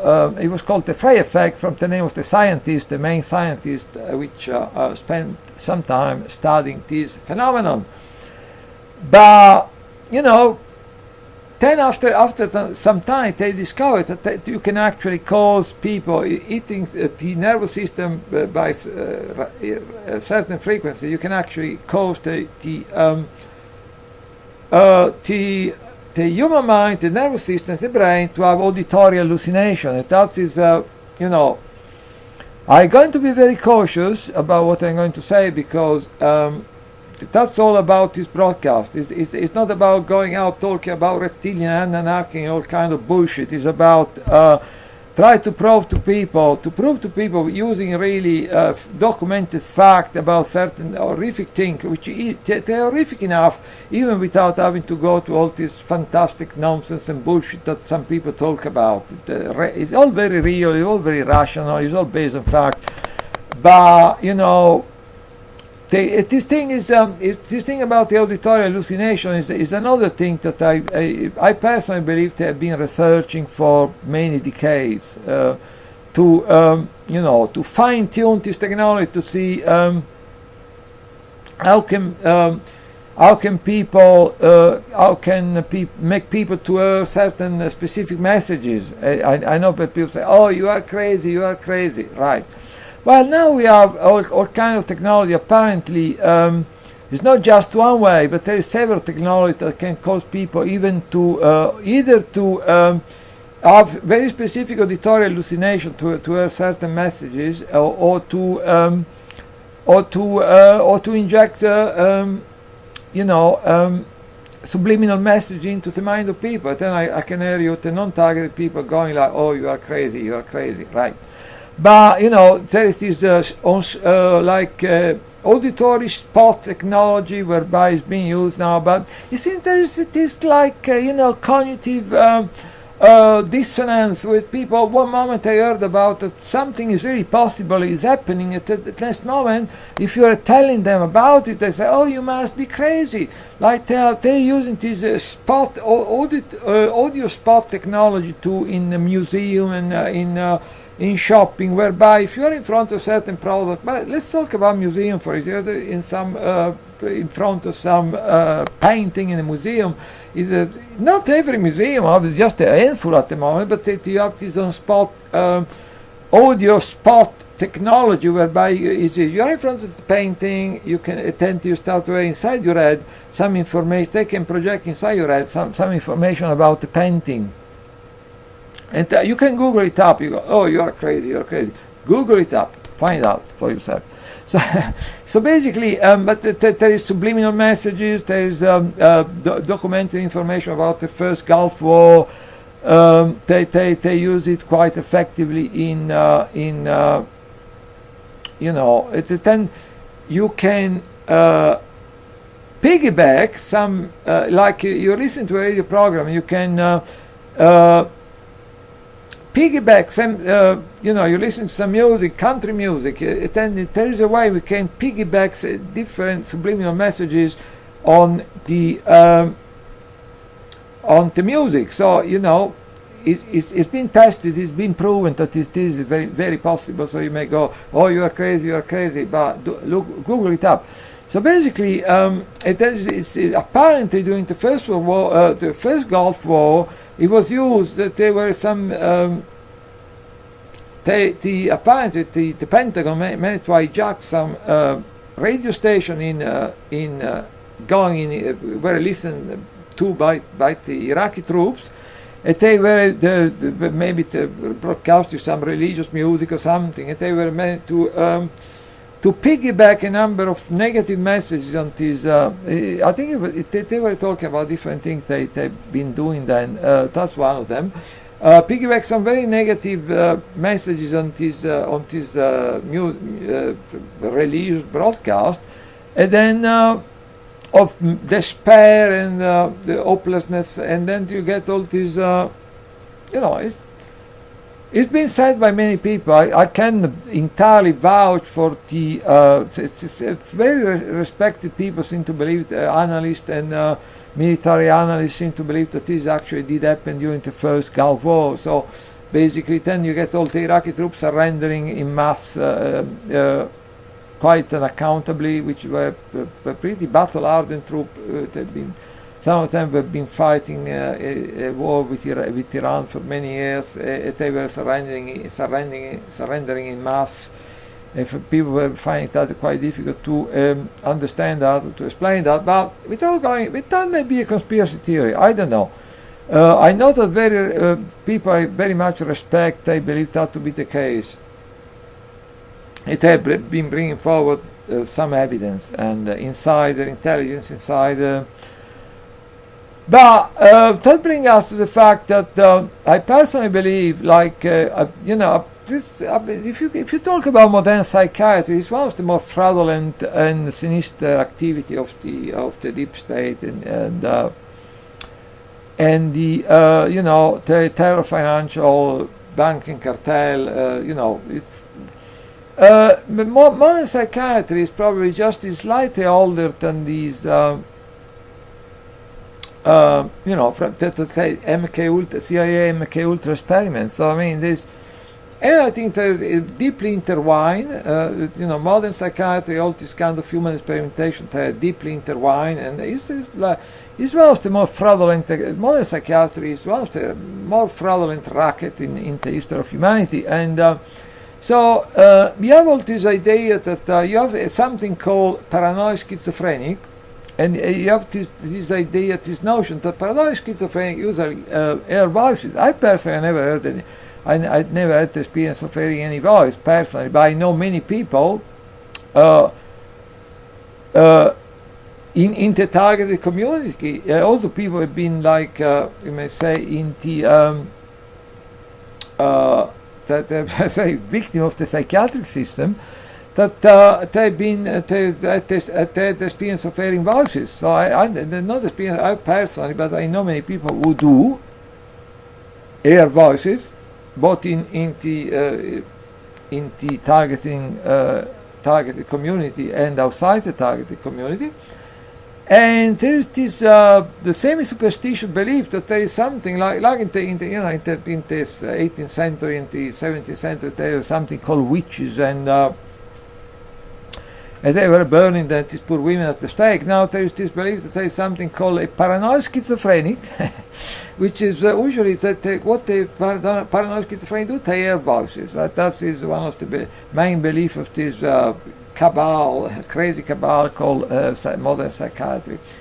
And but I always thought, based on a lot of knowledge, not just on a whim, but based on a lot of very factual knowledge, that I wouldn't say everyone, but at least a good percentage of these hearing voices, paranoid schizophrenic, have been used for several decades to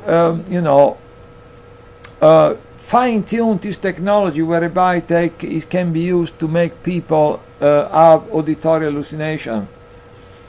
I will, I'm not going to all the different cases that this seem to prove this or confirm this theory. Is a theory.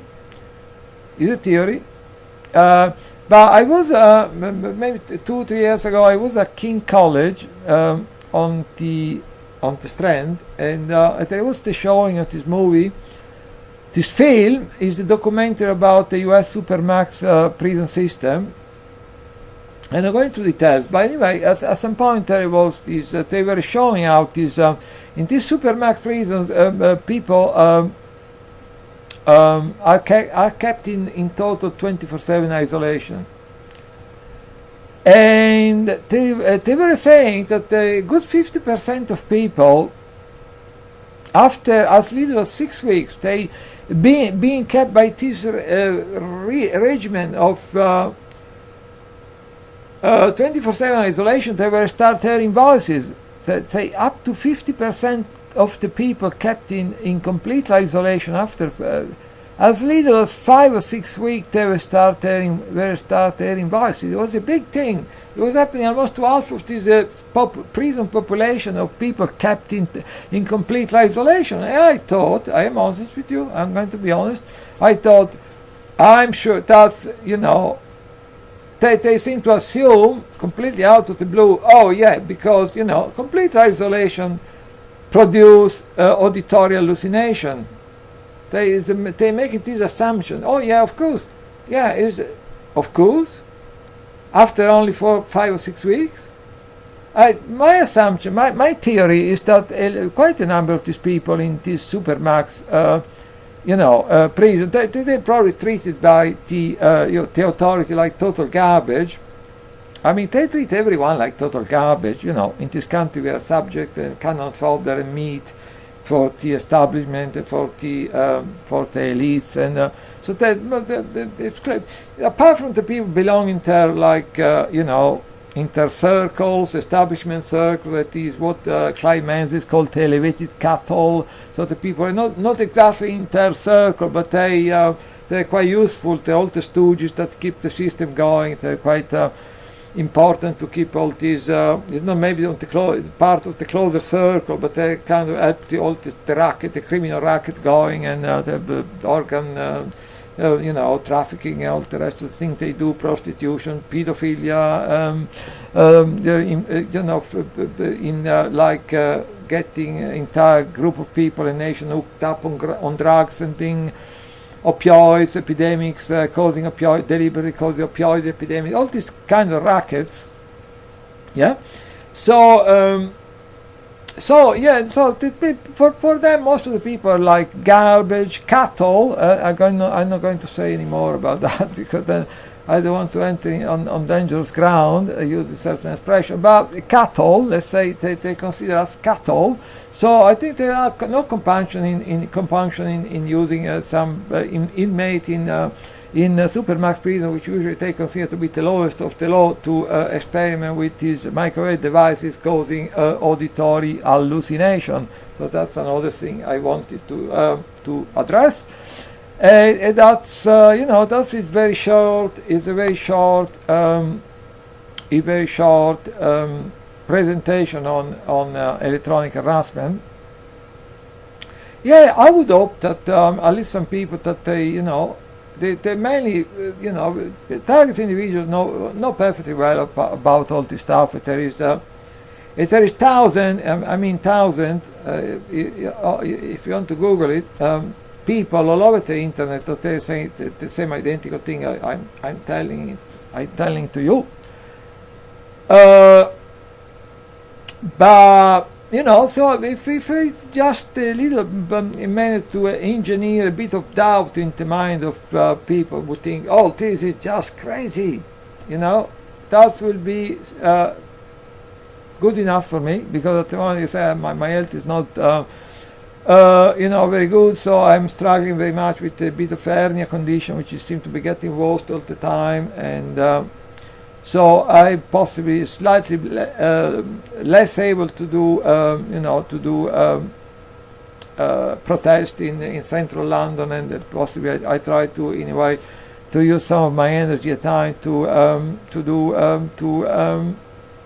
move a bit more toward online activism, to try to spread awareness about what's happening. So yes, so I think it's very quick, very short introduction to you may say to electronic harassment. It may worth actually just say a few words about exploring the connection between the well, you have on one end you have human experimentation, which has been going on possibly for thousands of years in the beginning, very primitive forms, then in more refined, as time went by, more refined forms, and but we have the big MK Ultra experiment, and just to if there is any between amongst you that think MK Ultra, the old CIA MK Ultra experiment is some kind of conspiracy theory, folklore or something, go to Google it up and you will find out about MK Ultra.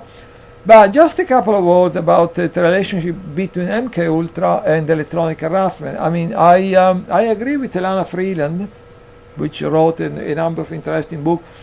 I think the main, the Elana Freeland books deal with different subjects, but in a way, I think the main idea at the center of her book is that basically they these elites, let's call them elites. I mean, give me a little bad taste in my mouth to call these pedophile pervert elites, but these elites, let's call them elite in inverted comma, basically they aim to create total control of our planet. So basically you have she looked at the military doctrine of full spectrum dominance, but then she moved from that to the doctrine of complete social control of humanity. So Elana Freeland, which wrote very interesting and fantastic book on this subject I just mentioned, she believes that at some point the MK Ultra experiment, which in many ways were actually, you may even describe them as kind of certain area of that, were kind of some rather silly fishing expedition trying to experiment with different rather stupid things to see if they can be used to control people, to manipulate people, etc., etc. She believed that at some point, let's say maybe, I don't know, possibly at the end of the 60s, they kind of abandoned most of these experiments, not because they were discovered by the Church Committee U.S. Senate investigation, because they probably they couldn't care less about that. No, they abandoned them because they decided to focus most of their energy on what Elana Freeland called MK Ultra, electronic MK Ultra, which is basically what they're doing to us, because they were experimenting, and it was quite big, MK Ultra. Sometimes people they just fixated on focus on the folklore, which is Scottish-born psychiatrist Ewan Cameron at the McGill Memorial Hospital in Montreal, getting $100,000 from the CIA and doing horrific things to his patients. I don't want to digress, get into details.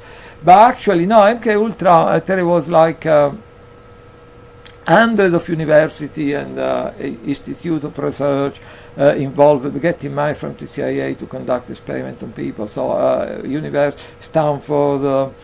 So it was big. I mean, many people believe at the moment that every time you saw something a bit strange, out of the ordinary, coming in society, some horrific crime, some horrific happening, there may have been a connection to, MK Ultra, including the so-called Unabomber, which apparently was traumatized by being subjected to certain MK Ultra experiment at Stanford, and including Timothy Leary, which is now there is a big consensus that was basically Timothy Leary, very interesting character, but basically was working for the CIA, and all of these, all of this experimentation with LSD was actually started by the CIA, by working together with the Sandoz laboratory in Switzerland, which are producing this stuff in the beginning, originally synthesized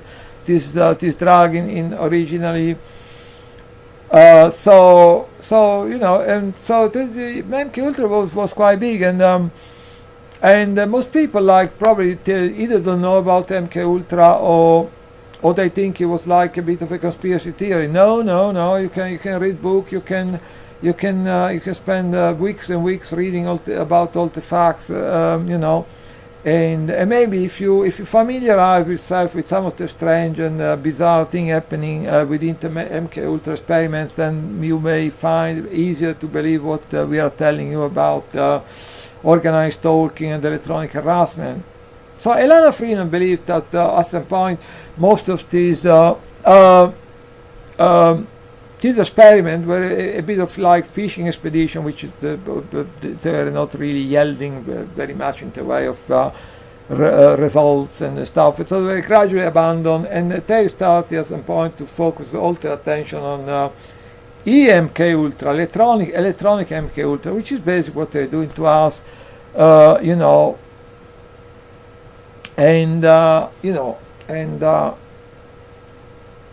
it can be a very diabolical and extremely irradiating people nervous system with direct energy microwave weapons.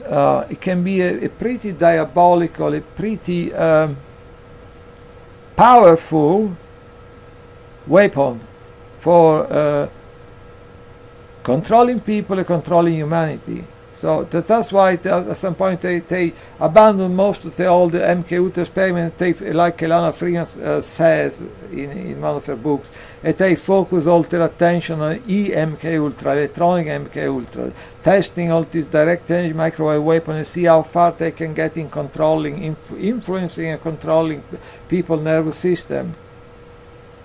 And I can tell you by direct experience, by research, by talking with thousands of people, other victims, is a pretty diabolical tool. It's a pretty diabolical tool, and then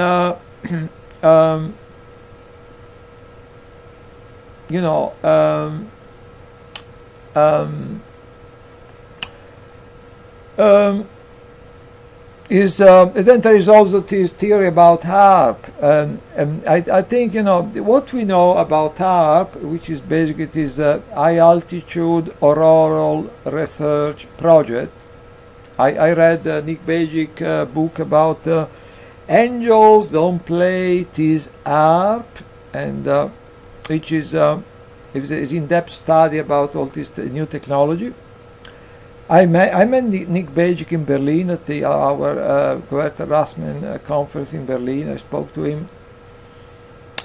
But the thing is, what we do know, they openly using this, and now people talk about ARP in Alaska, but nowadays they're building this kind of similar array of aerials, antennas, all over the world. Now, there is some in Norway, there is some in, I think, in New Mexico. Now, the HAARP was just the beginning. If people think about HAARP, oh, it's just a few acres of aerial in Alaska. No, they're building this stuff all over the place. There's a proliferation. There's a network of these installations, all shooting electricity into the ionosphere, like they think is a good idea to bombard the ionosphere, which is protecting us from basically, being completely fried or burned by the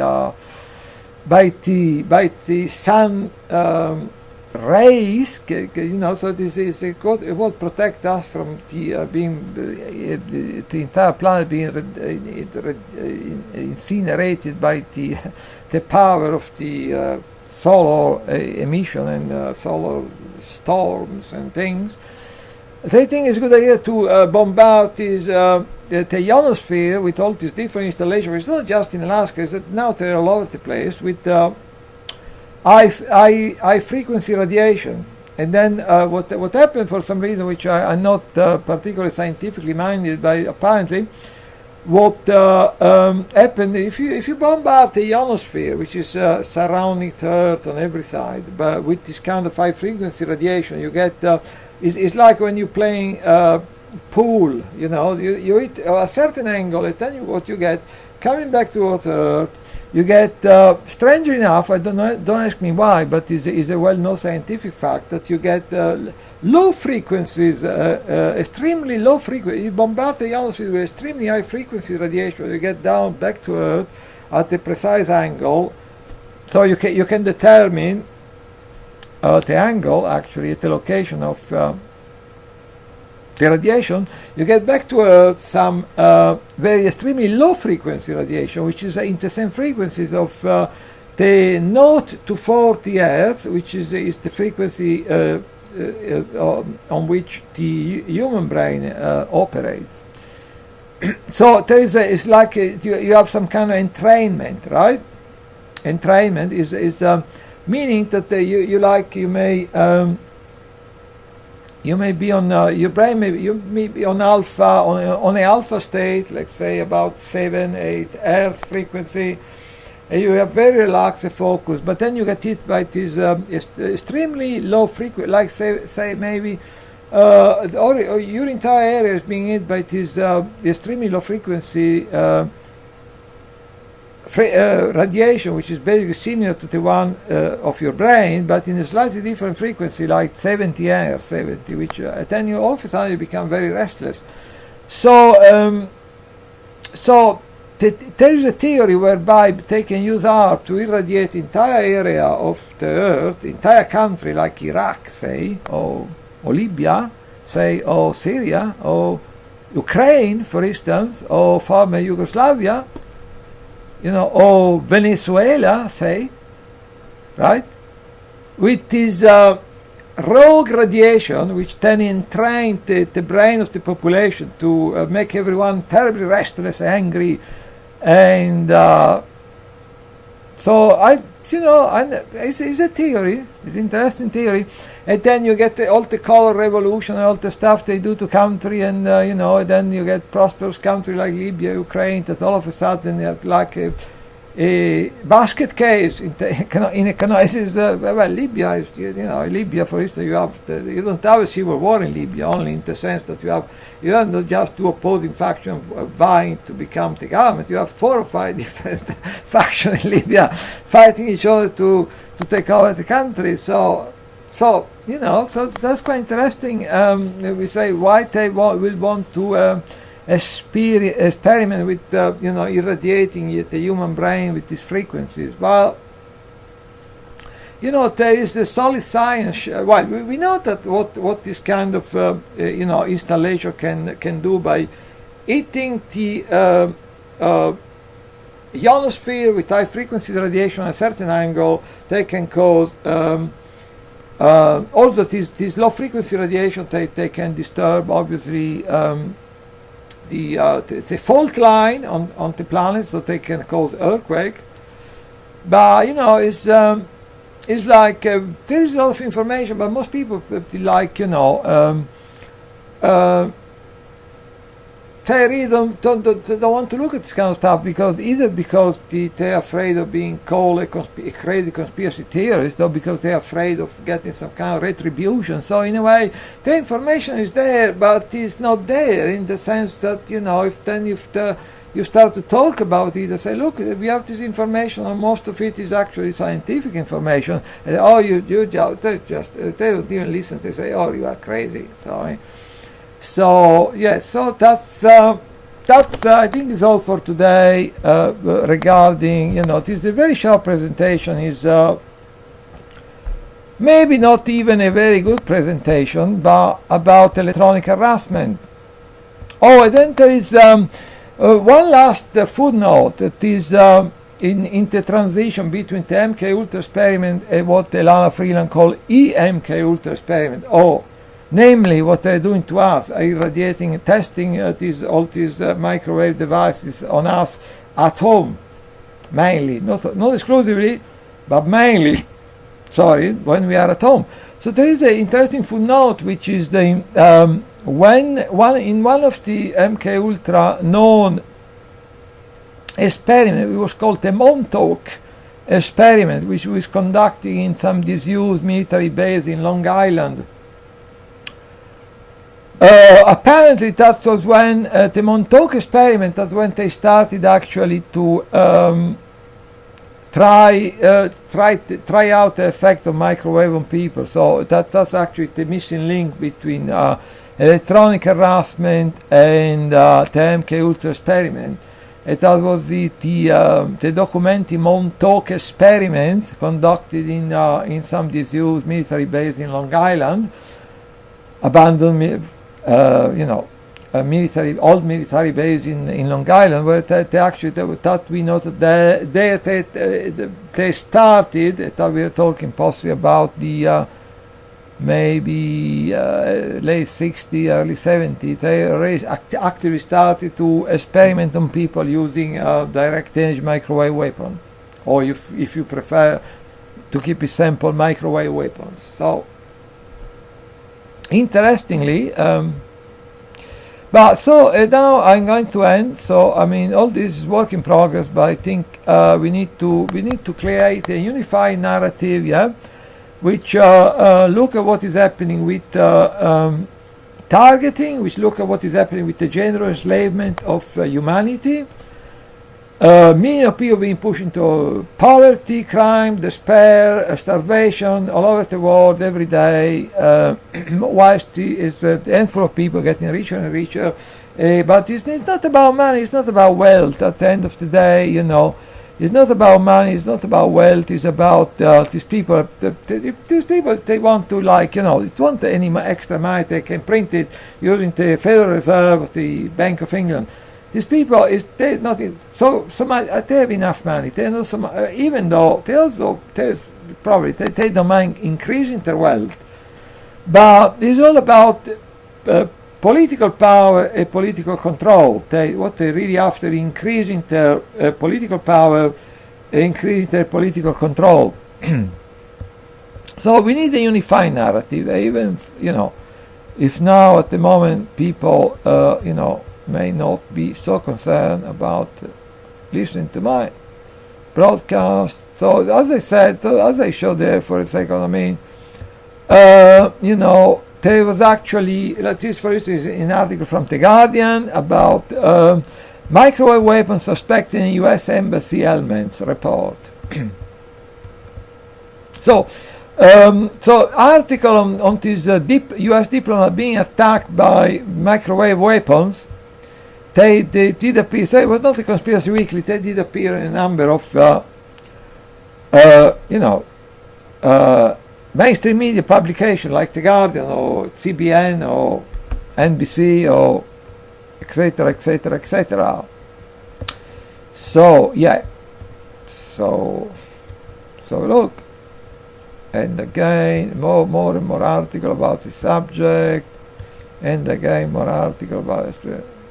Okay, this one, I wasn't looking for this one, but Congress presses for exact timeline of Cuba health attacks. This is quite interesting because at the moment you get the Trump administration, but particularly certain individuals in the Trump administration, we try to obviously trying anyway to smear the government of Cuba, Venezuela, Nicaragua. So now there is some kind of renewed interest in these microwave attacks, using in a manipulative way to try to by people like Mike Pompeo or John Bolton to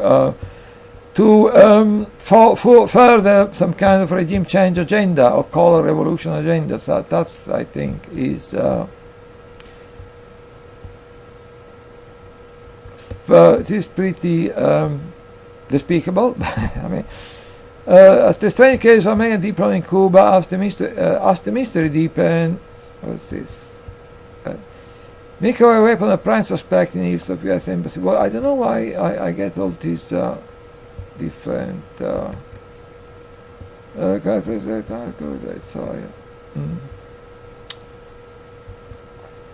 Okay, so let's look at the latest news of the last couple of days. Oh, that's quite a good one. From Lew Rockwell,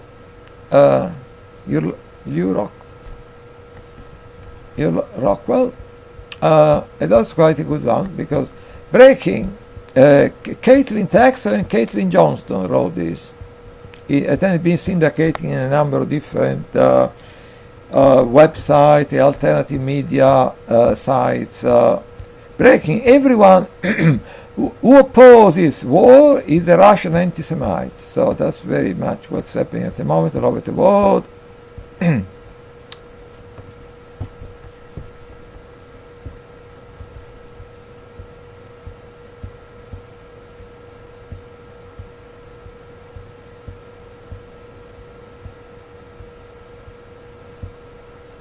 It's quite interesting because that's talk about censor, That's interesting talking about censor because he says, interesting, so like I was saying before, there's certain thing I'm very keen on telling you, but I know that if I stray into other areas, and not because they're conspiracy theorists or because they are crazy, but maybe because they point the finger at certain actors, certain bad actors, which may be very dangerous. So I know that if I stray into other areas, not because they are crazy or I may get in trouble. So I tell you quite clearly that there's things that I can tell you, there's things I can hint at, and there's things I prefer not to tell you about, even though they may be very important because, we are in danger of incurring some kind of digital debt, getting all this, all our way of communicating with people, the social networking membership deleted overnight without any warning, recourse, appeal, right to appeal or something. So and then you get even you can lose your job if you have a job. You can get a knock on your door to accuse of hate crime or something else. So I mean, so you need to be quite careful. It's so interesting because the title of the article is by Tex and Caitlin Johnston, breaking. Everyone who opposes war is a Russian anti-Semite. So that's what's happening at the moment, Or if you oppose austerity and killing or if you oppose austerity and, if you oppose austerity and, you oppose austerity, you object to the murdering of the disabled, the homeless, or if pushing, millions of people into abject poverty, then you are a Russian anti-Semite bot. Or if you, if you oppose regime change in Venezuela, or like transforming Venezuela, like Libya, Iraq, and Afghanistan, and Ukraine, and former Yugoslavia, like total failed state, if you oppose civil war in Venezuela with causing thousands of deaths, then you are a Russian anti-Semite. So that's the way it is at the moment with freedom of speech. And then interesting the subtitle, because it says from the Lew Rockwell website, in order to appease the internet censors, today Caitlin Johnston article has been replaced with a breaking report from the national news conglomerate NNC. Obey.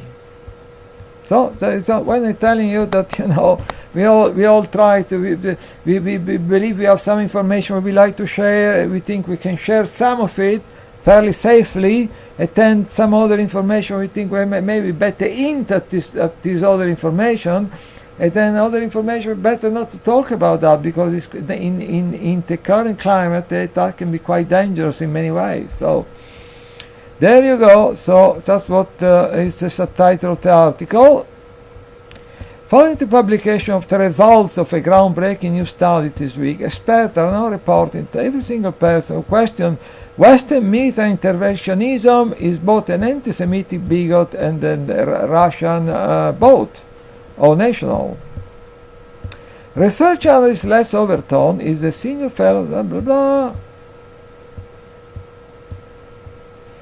So this think tank, most of 99% of this think tank is just obviously, as I expect you know it, just a propaganda instrument.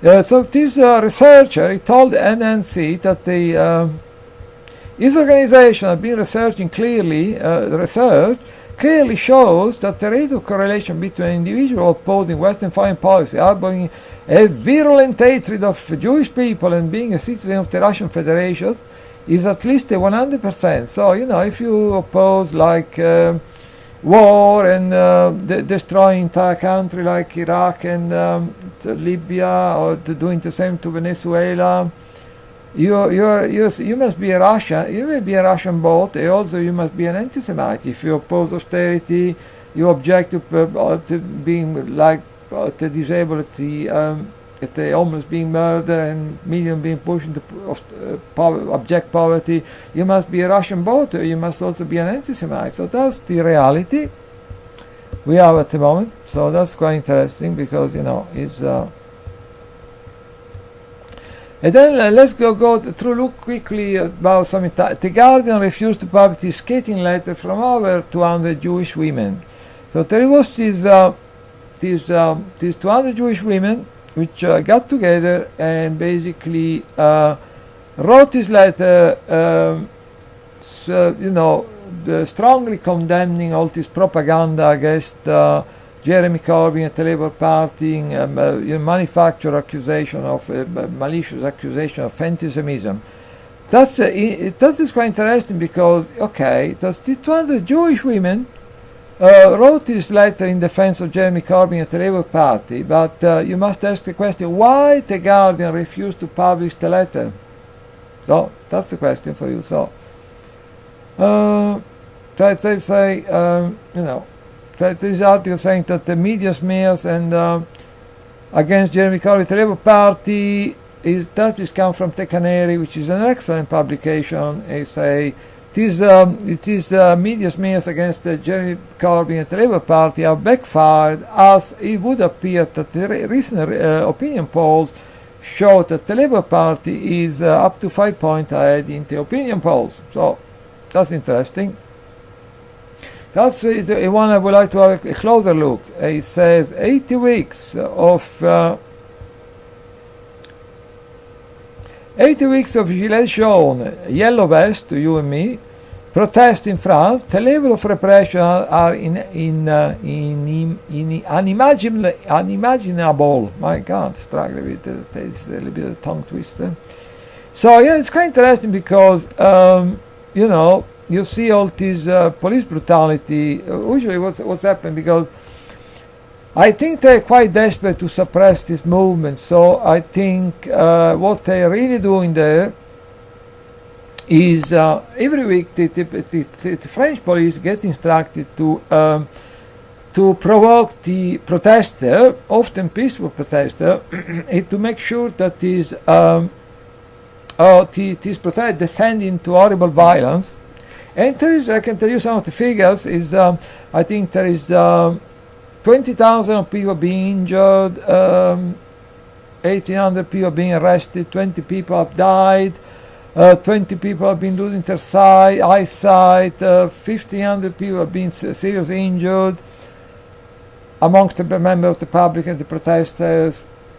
So I think the strategy there is to instruct the police to provoke the protesters and cause some horrible violence every week. And then I want mainstream media, all the ruffians, the prostitutes in mainstream media to blame everything on the protesters. And I hope that carrying on this kind of strategy, sooner or later, the protesters are going to have enough of all the brutality, all the smears and demonization in the press, so they decide to stay home. It is, it's a very good strategy, I think, from their point of view. I mean, they managed with similar strategy, if not same, at least similar strategy. They managed to completely destroy the Occupy movement, in the past, and so that is the strategy. And then you get this horrible, you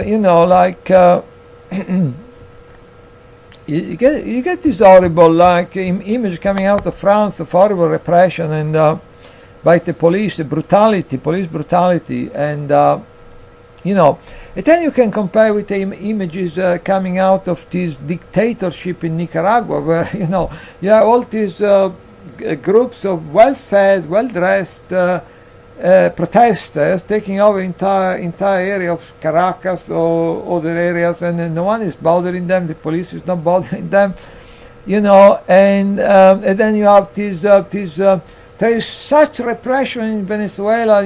There's no freedom of speech. The press is dead. But the reality is that you have, like in our country, in the United Kingdom and in the United States, you have actually 90% of all the media, the press in the TV network in Venezuela, they are controlled by a small number of press barons, like in this country, like in the United States. And they are totally against Maduro, the government. They constantly attacking Maduro, the government. They even call for the assassination of Maduro. They are getting away with it.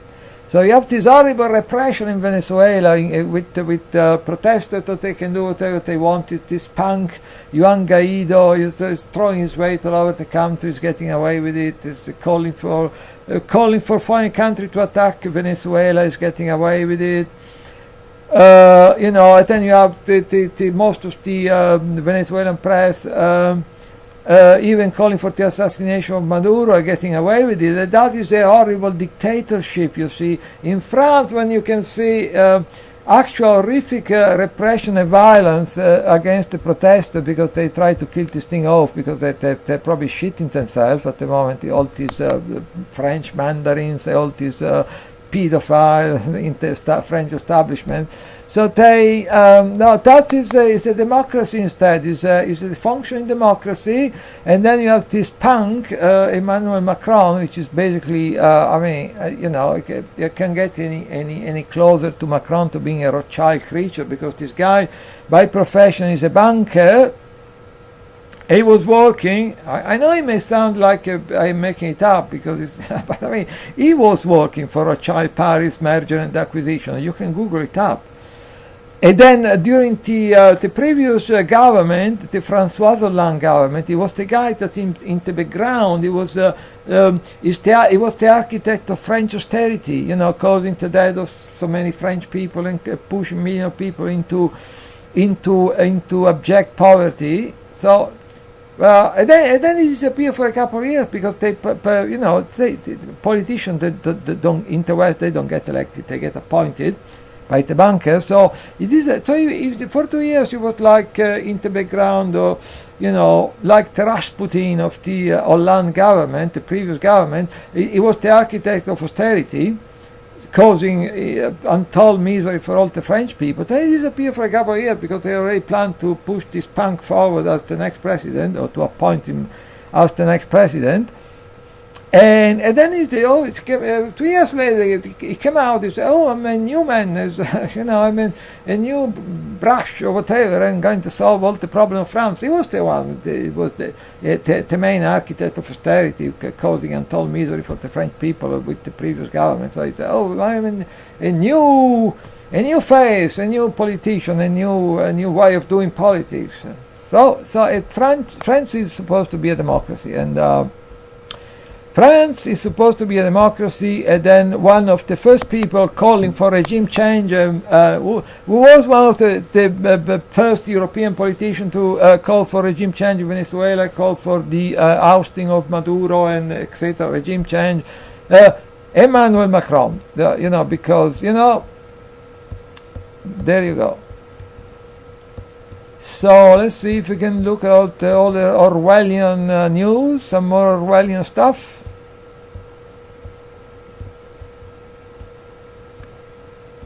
Introduction of the from a alternative news.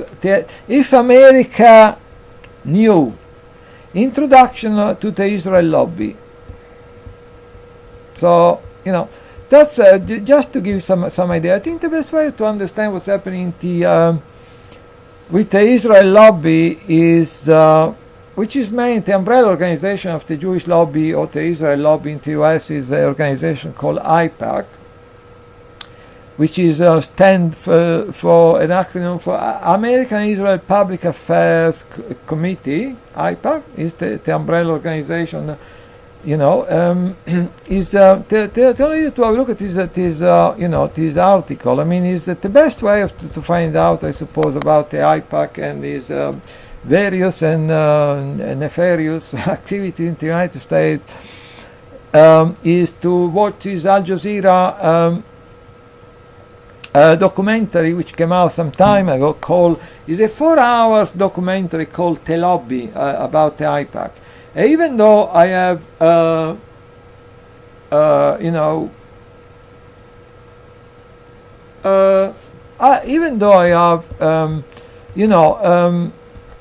great reservation about Al Jazeera. I mean, it's a long story. Al Jazeera, when it was created, was something quite different. And during the so-called Arab Spring, Al Jazeera was, at the forefront of trying to regime change Libya and Syria. Al Jazeera, at this point, we can see obviously that Al Jazeera was a political tool of the Emir of Qatar, and it became quite apparent. A lot of journalists, former BBC journalists, would join Al Jazeera. At this point, they left the organization. So it's a very long story, and unfortunately, I have also a tendency to digress and think which is.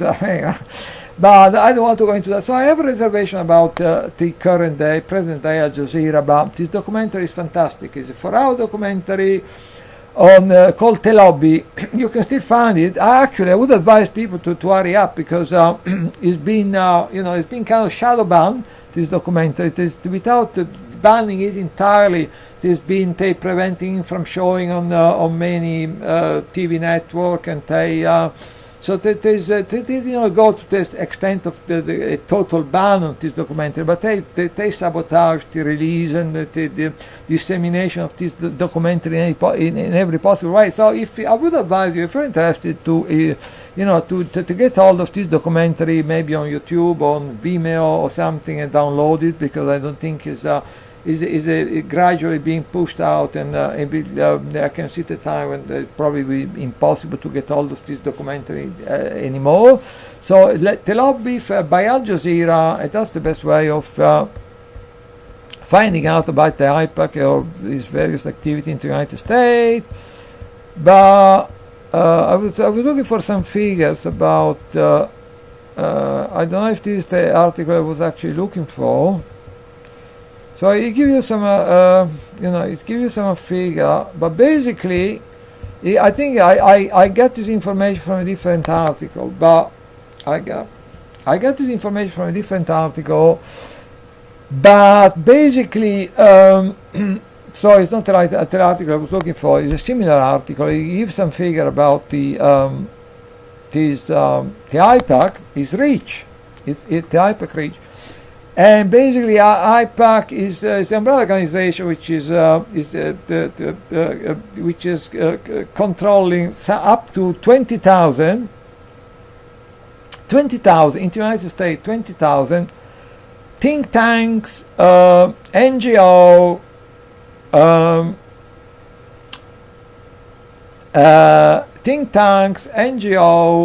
AstroTurf, political organization. the pressure group. Most of this, this actually. That's the AstroTurf thing. Most of these actual organizations, they seem totally genuine. And then you realize that they're getting most of their money from the IPAC. So that's the, so this kind of network of different organizations, up to 20,000 think tank. And then this is the same information. If you if you look at the introduction to the Israel lobby. That's the article I was looking for from the. This is the original, and this is from the Public Intelligence Network, Public Intelligence blog, which is basically the creation of Robert Steele. Robert Steele is former CIA officer turned whistleblower, which is this creature. And then there is a lot of you can find the odd silly article, but mainly is on this Public Intelligence blog you find a lot of really excellent information, mind-blowing information. So this is the article which has some. This is the article I wanted to. There's some information I wanted to share with you. Where IPAC is unique is in managing 1,000, perhaps up to 20,000, non-profit and other front organizations that donate, lobby, and intimidate on command. Introduction to the Israel lobby. So I don't really want to. That's all I wanted to say about that for now. Just focus on the,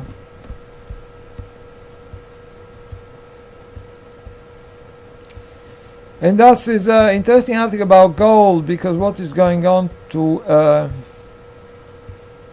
there is a lot of crimes going on in the world of gold, including paper gold. So a lot of fraud and all these organizations, they say selling you gold certificates. So there is fake gold, there is stolen gold, there is paper gold, which often is just paper without any actually gold being. So there is a lot of crime and financial frauds around the world of gold. That's what I was trying to. Okay, let's go back to. I can go back to this Orwellian stuff and. Okay.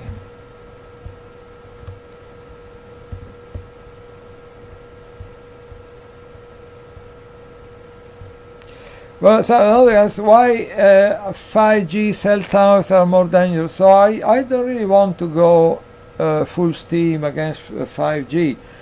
What that doesn't even say, because the article underneath say the FCC open up experimental spectrum licenses for 6G. So the theory thinking, obviously, theory thinking and planning for 6G apparently. And I'm not going to comment on that. So this is not about I try everything I try to say is totally rational. I know to jump to conclusion. I don't want to jump to conclusion. I don't want to make exaggerated claim about anything. But it's interesting to see the theory planning for 6G. The article on top says, I don't really want to open the article, but say why 5G cell towers are more dangerous. There's all stuff. It would appear that so there is a few disturbing facts. I mean, I don't want to go full steam up against 5G, mainly because everything I try to do is totally rational, totally fairly dispassionate. I try to bring facts to the table, so I don't want to, like some people do, go crazy about 5G. But there is a few facts. It seems that the 5G signal you need to have obviously all these masked at a very short distance from each other. So basically, if this thing is going to spread and catch, that we're going to have we are going to be a network of these cell towers all over the country at a distance of maybe no more than 200-300 meters each from each other. So I mean, it's going to be all-encompassing network. These things are going to be everywhere, a very short distance from each other, because they need to, because being the frequencies of these, they can only travel a short distance, because apparently the super high frequency radiation, they can only travel a short distance, whilst I'm not a particularly scientific minded person, but I can tell you that very ELF, extremely low frequencies radiation, they can travel for miles and miles. So they need to have a huge amount of this thing all over the place, every few meters, and they apparently they don't. Trees have apparently they don't do very well with trees. I guess the signal can stop by trees. So I personally believe that the reason in this country, for instance, we have witnessed the vandalistic destruction of so many trees in this country, then they originated a lot of protests and things, and they say, why they destroying this tree when there is no apparently reason to destroy this tree? I had a very beautiful tree in front of the house where I live, and all of a sudden I went up one day, it all was left, it was wood, they completely been destroyed, be eliminated. I wondered, it didn't seem to me that it was a healthy tree, so I don't think there was any. It was a big tree, it was an old tree, it was a nice tree, and I can't understand why they destroyed it, you see. But there was in a number of cities in the north of England, there was this campaign of completely destroying trees wantonly for no apparent reason, and then the residents, often they start campaigns, they start fighting this thing off, and with some various degree of success and thing. And I personally believe, because apparently one thing everyone is saying, there is no apparent reason for this wanton destruction of all this tree. So people can find that they can produce any reason why they want to destroy all this tree. So I incline to think, like many other people, that they're destroying all these trees, these criminals, because they get in the way of the 5G signal. Because it's a well-known fact that trees, vegetation, they are obstructing the 5G signal. So that's one bit of information. And the other interesting bit of information is that the frequency of 5G is very close to what is used in active denial system. It's very close to the active denial system. So that's this crowd control device, which is used to heat up people's skin so people feel like they are on fire. Crowd control, make people ill, disable them. So the frequency is very similar to the one using. So I leave it with you to draw your own conclusion. But I didn't, in fact, I don't deal in conspiracy theory. I give you some facts about the destruction of trees. It's the fact that the frequency of this 5G network is very similar to the one of active denial system, which is basically they use to burn your skin up to 90 degrees for crowd control. So that's yeah. If truth be told about vaccine, the risk of seizure after MMR and DTP vaccination. So I don't want to go into all that, because it's also very dangerous. So very dangerous, because they say if you ask any question about vaccine, or just a polite question about they accuse you of endangering public safety, so they can get in big trouble. So as I said, is freedom of speech is dying on us. Oh, okay, that's another good one. Trump administration, and a lovely picture of Mike Pompeo, and imposes visa ban on ICC staff probing U.S. war crimes. So the ICC, International Criminal Court, based in The Hague, I believe in Holland, in the Netherlands, and so basically, many of us used to believe, like it's being used to prosecute people like Milosevic and all the victims, all the regime change machination in all over the world. They, if but many of us used to believe that the ICC is actually some kind of kangaroo court, which is used to not so much to prosecute but to persecute the enemy of the West and of the bankers. But apparently, even this to submit to this completely, I think, control and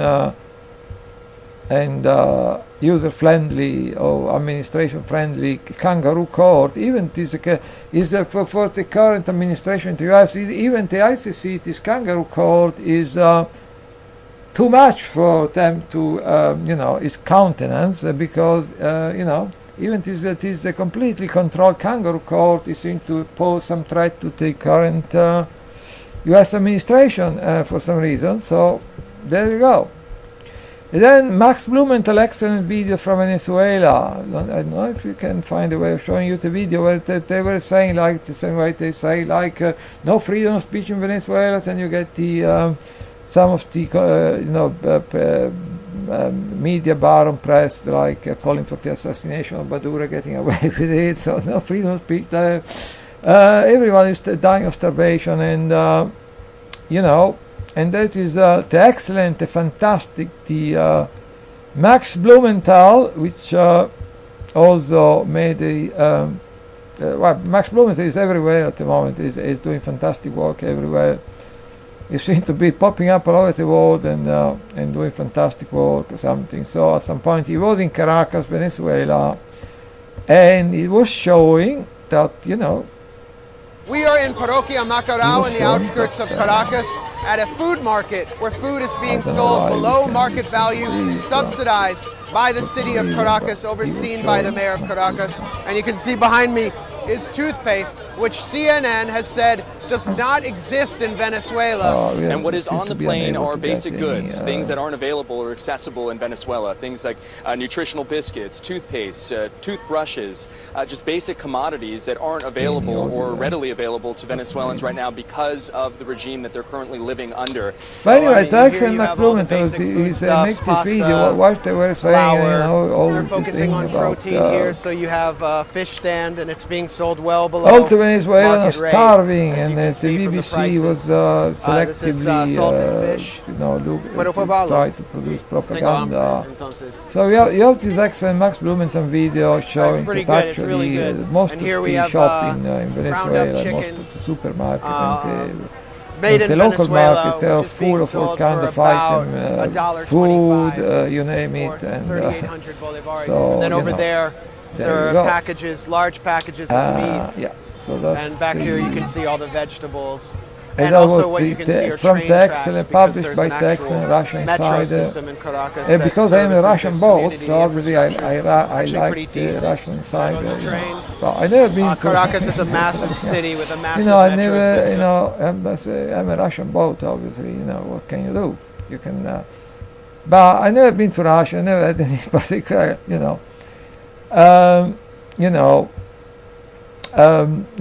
any contact with any Russian. I thought maybe I knew a Russian poet in the past. He was a very nice person. But I knew a few Russian people. They're usually very nice people. But I never had any contact with any Russian organization or any Russian government organization. But of course, I am a Russian boat. And if I question, I question. By questioning the activity of the bankers and austerity and regime change, I'm sure that make me also an anti-Semite. So there you go. But there you go. So yeah, and let's see if we can find some other interesting information to share with you. Fabricated State Department report on Venezuela. So we see that most of the factors. The propaganda, this let's say in inverted comma information that is being shared at the moment on mainstream media about Venezuela is a lot of bollocks, but but it's getting a lot of traction in the mainstream media, obviously. It's getting a lot of traction in mainstream media, and then it's very dangerous because the situation we are in Venezuela, we can easily, if they were to succeed in their dark machination, they will easily get the situation of civil war in Venezuela. 10,000 will die, like it happened in Libya, like happened in Syria, like happened in Iraq. Before it happened in eastern Ukraine.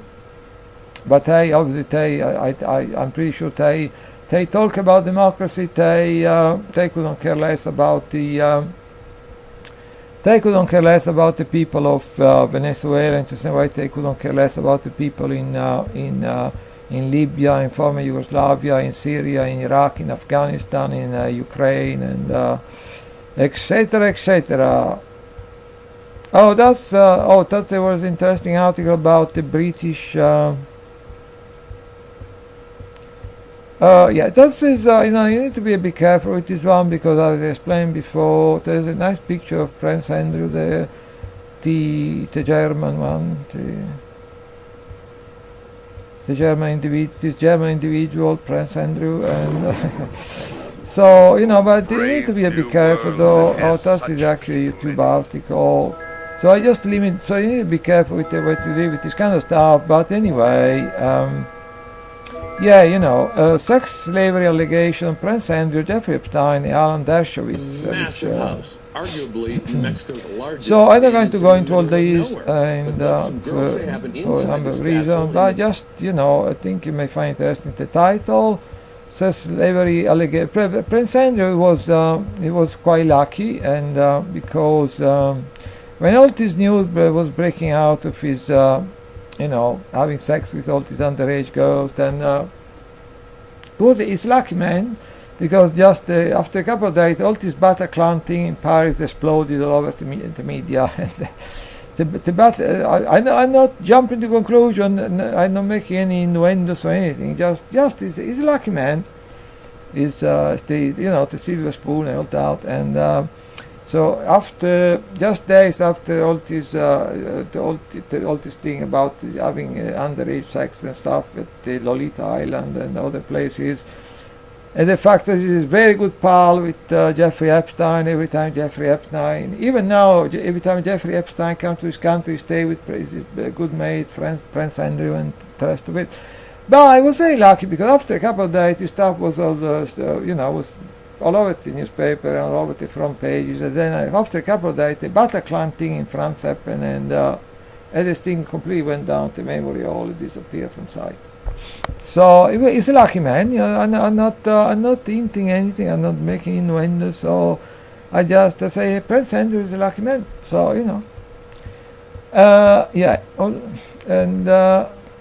okay, let's see if then there's another one about the British VIP pedophile ring. Apparently, their policy seemed to be when numerous people come out with all the same, with the same allegation. They initially pretend to investigate it, then after a while they start not prosecuting but persecuting the victims and try to find any way to kill the whole story, and intent to end up like going after the victim, like it's happening now with Melanie Shaw, which it look like they not only intent of locking up Melanie Shaw for life, but they also seem intent of driving the poor woman insane, and so there you go. What's happening with these VIP pedophile rings? That is quite this. That's a good one. I mean, I like. I must tell you, I really love the ADL, the Anti-Defamation League. I think they're really nice people. And also the Southern, Southern Poverty Law Center. That's also very nice people, So apparently, there's obviously. Quite unsurprisingly, the ADL is now, it'd be interesting to go into the story of the. I have a tendency to digress, so I need to control myself. But it's quite interesting to go into the story of the ADL, anti-defamation, how they were created. Basically, apparently they were created to defend the good name of a convicted pedophile, which then it was discovered that actually he was totally guilty of the crime. So that's quite interesting, but I don't have time. Obviously I can keep a lot. So I mean that's the ADL, his origin. It was created to protect a pedophile, a murdering pedophile, to defend the reputation of a murdering pedophile. That's what the ADL. It was in the Leo Frank case in Alabama before World War II. So that was the origin. So that tell you what you may want to know about the ADL in a way. It was created to. But anyway, the official reason of the idea is to stop the defamation of the Jewish people. It is secure justice and fair treatment to all. So now, quite unsurprisingly, the IDL, this lovely organization, is joining in the regime change. It's joining the regime change brigade. Hardly surprisingly, considering that all the IPAC, all the different organization controlled by the IPAC, the John Bolton, and he has a dual Israeli-American passport. John Bolton has a dual Israeli-American passport. I repeat that in case you missed out. And you can Google it up if you don't believe me. So it's hardly surprised that the ADL is joining John Bolton regime change brigade in trying to subvert the democratic elected government of Venezuela. So as the political crisis continue in Venezuela, this is what the ADL has to say about Venezuela. As the political crisis continues in Venezuela, the Orwellian regime of Nicolas Maduro this from an organization was created to defend a murderer and a pedophile. But there's all fit together. Leo Frank in Alabama in the 30s, I believe. Whose power is currently being challenged, is promoting hateful anti-Semitic conspiracy theories, the allegation of Jewish or Zionist plot to take over the government. So obviously, the fact that the ADL is trying to help regime change in Venezuela, obviously, of course, the ADL is trying to help with regime change in Venezuela, but of course, any allegation that any kind of Jewish or Zionist plot to cover the government in Venezuela is a scurrilous allegation. I mean, I don't know how they could possibly dream something like that. I mean, but so there you go. What more you can say? Let's go back to the other interesting news. There's an interesting article about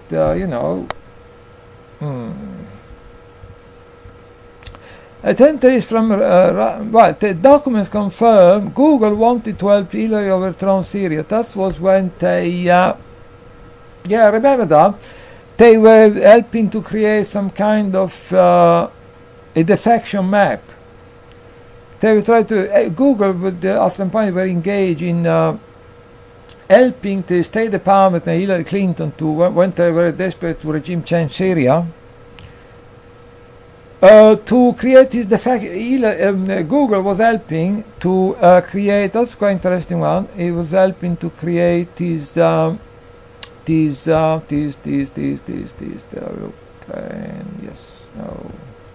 Was helping to create these.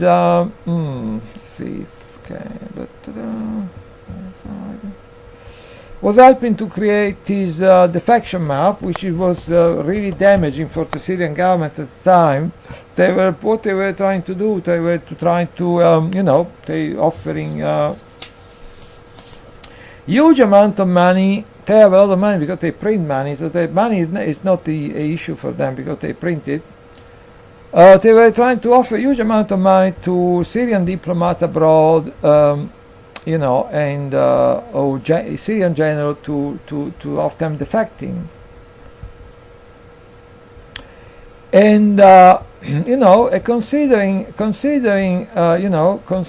that at the time, you know, the situation in Syria was looking pretty dire, and considering that they probably were offering people positions, a huge amount of money and stuff, it's quite surprising how few of, you know, is Syrian diplomat and Syrian military general that they actually very handful, only a small group, it's really a handful of, they get lured into the betraying or defecting. So that was a very small number. But anyway, the State Department wanted to enlist the help of enlist the help of Google to create a map of defection, because that obviously was the whole purpose of the thing. You see, to a propaganda tool. So you know, so we have the email.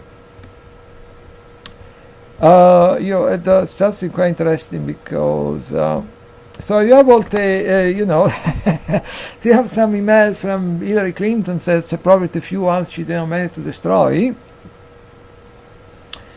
One of the few left.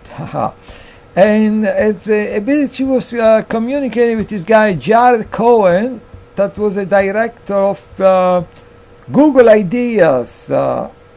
Which now Google Ideas, he was, you know, and now it is Jared Cohen is the CEO at Jigsaw, which is they apparently at some point they felt the need to rebrand this. That's what they do.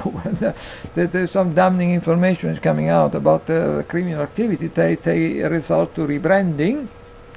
I think that, like Richard Branson know a bit about that, rebranding, failing a criminal organization, giving them a new virginity. So but anyway, which is this Jared Cohen, which was so basically this Google idea now rebranded as the Google Jigsaw. They were basically an organization which has come up with this brilliant idea regarding in this nefarious thing about regime change, color revolution, and helping to do the military to do unspeakable things and stuff. That was Google idea, now rebranded as Google Jigsaw. That was apparently this Jared Cohen, which was the he's a member of the CFR, the Council on Foreign Relations, and possibly, I don't know, many. He was the associate of this lovely lady, you know, the one which was very instrumental in the death of a million of Iraqi people, Condoleezza Rice, this lovely woman. So it was so this Mr. Cohen, which now is presiding over this lovely department at Google, Do No Evil, was used to be work with Secretary of State Condoleezza Rice, policy planning staff. She actually managed to remain at the State Department after one of the few member of staff to be able to remain at the State Department after Hillary Clinton took over in 2009. And then it is lovely Mr. Cohen he left the State Department on 2010, taking a position with the Council on Foreign Relations. Oh, surprise, surprise. It was also at the first director of Google Idea, aka Jigsaw, in October 2010. So that's interesting. More of the same, you know. It's a good video by Webster Tarpley, which about the Windsor. I better not to say too much about it because, better be safe than sorry. But it is if you don't want to look it up, is a video by the wonderful. It's not a long video. It's just focused on the main fact about recent history and. Webster Tarpley, so what the Windows. So I say if you think about like George III and Queen Victoria, Edward VII, and there's a lot of interesting facts about the Windsor, which is obviously is a German family. And but I leave it with you. If you want to Google it up, it's easy to find it. I don't want to get in trouble, so that's to say, a slow coup against Corbyn has started. We must stand up against it. That was counterfire. And that is interesting story about this other lovely organization, the the Southern Poverty Law Center. I think when we talk about it, like 20,000, some 20,000 different organizations which are being controlled by the IPAC. It's like the tentacle of the octopus in sucking life from all over the United States. And obviously, so you have the 20,000 with the think tanks and the AstroTurf political organization and the NGO and the rest of them, and media, radio station, various media, newspapers. So it's like an octopus. Obviously, the two of these organizations are the ADL, the Anti-Defamation League, and the other one is the two of the more notorious and sinister of this organization of the ADL at the Southern Poverty Law Center. Now it appears that there will be trouble in paradise, as so I say, few private organizations can match the Southern Poverty Law Center when it comes to hypocrisy and malign influence.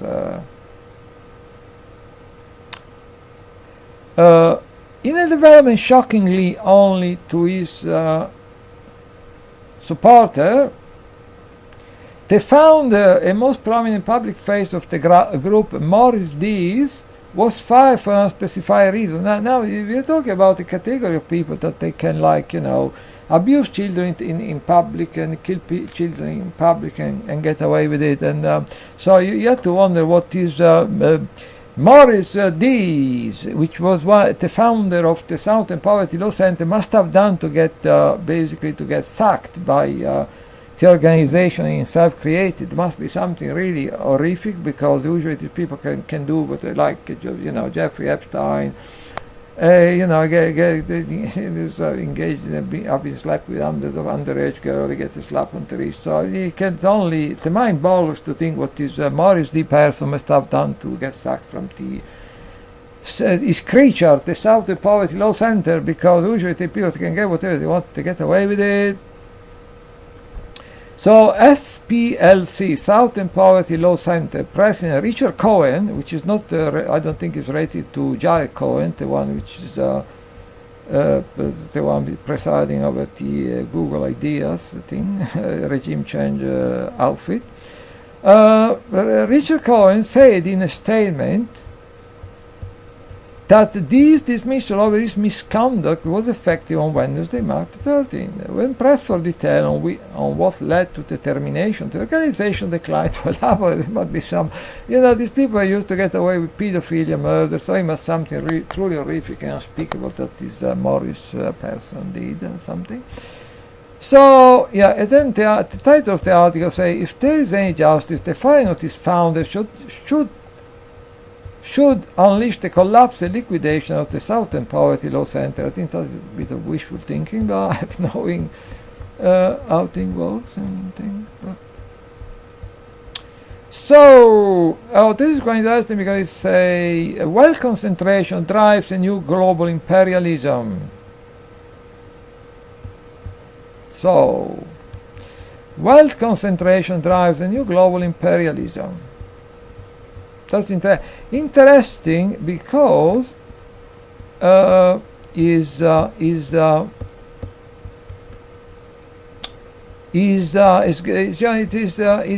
talking about the concentration of wealth and power. The global 1% comprise over 36 million millionaires, to 2,400 billionaires employed excess capital with investment management firms like BlackRock and JP Morgan Chase. That's interesting because for many years now I've been telling people that people focus very much on on banks. It's no question that banks are criminal rackets, but actually they possibly missing the point that we they talk. This is other interesting to me because it talks something I've been telling people for some time now, that you need to look at investment management, asset management companies. That's the one, because we have a small number of asset management companies which control everything, control all the major banks, major oils, pharma, defense, everything. So they control a small number of asset management companies. They control 90% of all the global wealth. So that's I've been telling people for many years. So yeah, the banks are criminals, but you need to look at the asset management companies. And at this article they just talk. So they say investment management firms like BlackRock, which is a lot of conspiracy theorists think is very close connected, controlled by the Rothschild family. I don't know, but that's what a lot of people think. BlackRock and like JP Morgan Chase. So they say the top 17 of these $1 trillion investment management firms control $41.1 trillion in 2017. These firms are all directly invested in each other and managed by only 199 people who decide how and where global capital will be invested. John Coleman, in his book, it was a very interesting book, is called The Committee of 300. Well, he was talking exactly about this stuff, and I would advise everyone, even though I think it's a bit of a flawed book, you can say there is it's not a there is you may voice some criticism of some of the things he says, but I think one of the things he does, John Coleman, is the Committee of 300. Obviously, meaning there's 300 people which in the West they control everything, and he actually saying, I mean, that's I'm not going to vouch for that, but he's saying that he's saying that actually the British Crown is at the top of all this nice pyramid, but that is his contention. But who knows? I mean, that's what John Coleman, and not what I'm saying, is what John Coleman says. Basically, he traced the connection of that is they say 199 people. John Coleman talk about 300 people. They sit on all the board of all the different banks. You find all the same people sitting on the board of all the big bank, big pharma, big oil, and so on and so forth. So that's interesting because it sheds some light on these asset management companies, which say top 17, but actually I think most of the wealth is owned by just 4 or 5 of them. One of them is BlackRock, one of them is Blackstone. Both of them they are rumored to be connected to the evil conspiracy theories state that this BlackRock, Blackstone are very much controlled by the Rothschild family. But what evil conspiracy theories, what they're like. And so that is, shed some light about what's really happening with the so-called elites and the way they control, they control basically everything. As I've been arguing for quite some time, the way they control everything, also not through the bank, but through this asset management company, which in turn control. I think it's actually, they talk about 17, I think I believe there's actually more, 4 or 5 of them which control 90% of all the global wealth, at least in the West.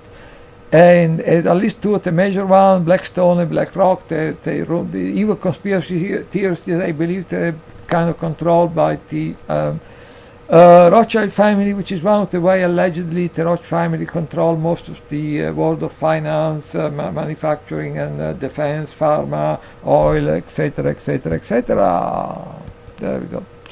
So let's go back and see if we can find some more interesting news for you. Oh yeah, that's the old video. From global research, which is Michael Chosudowski, Global Research, is a fantastic organization, and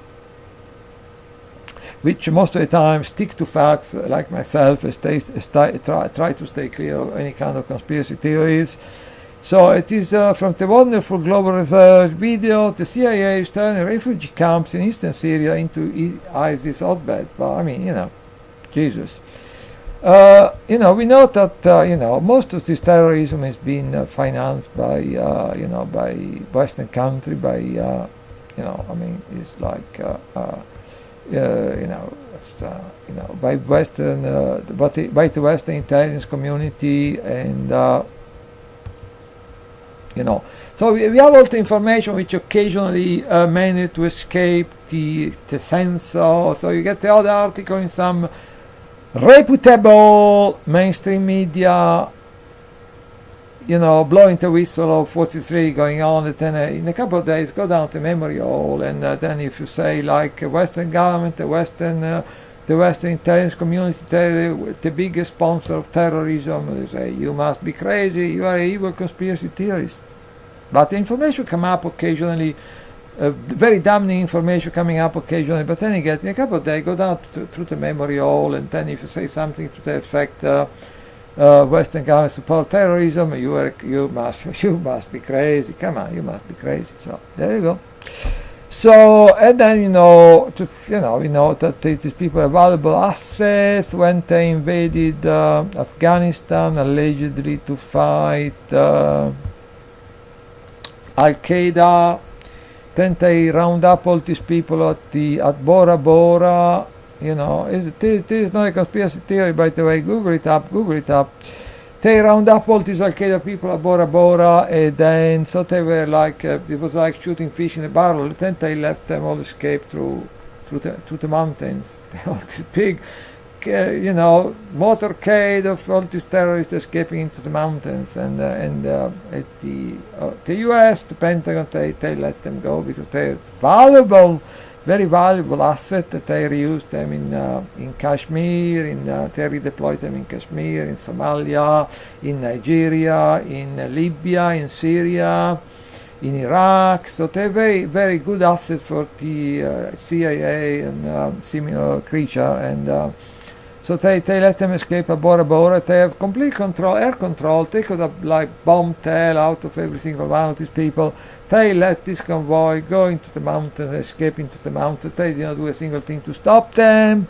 So we know these people are valuable asset of Western intelligence, namely the CIA or the similar organization, MI5, MI6. They're all in bed together. They use them to organize false flag in our countries, the other unspeakable the thing in foreign countries, and so there you go.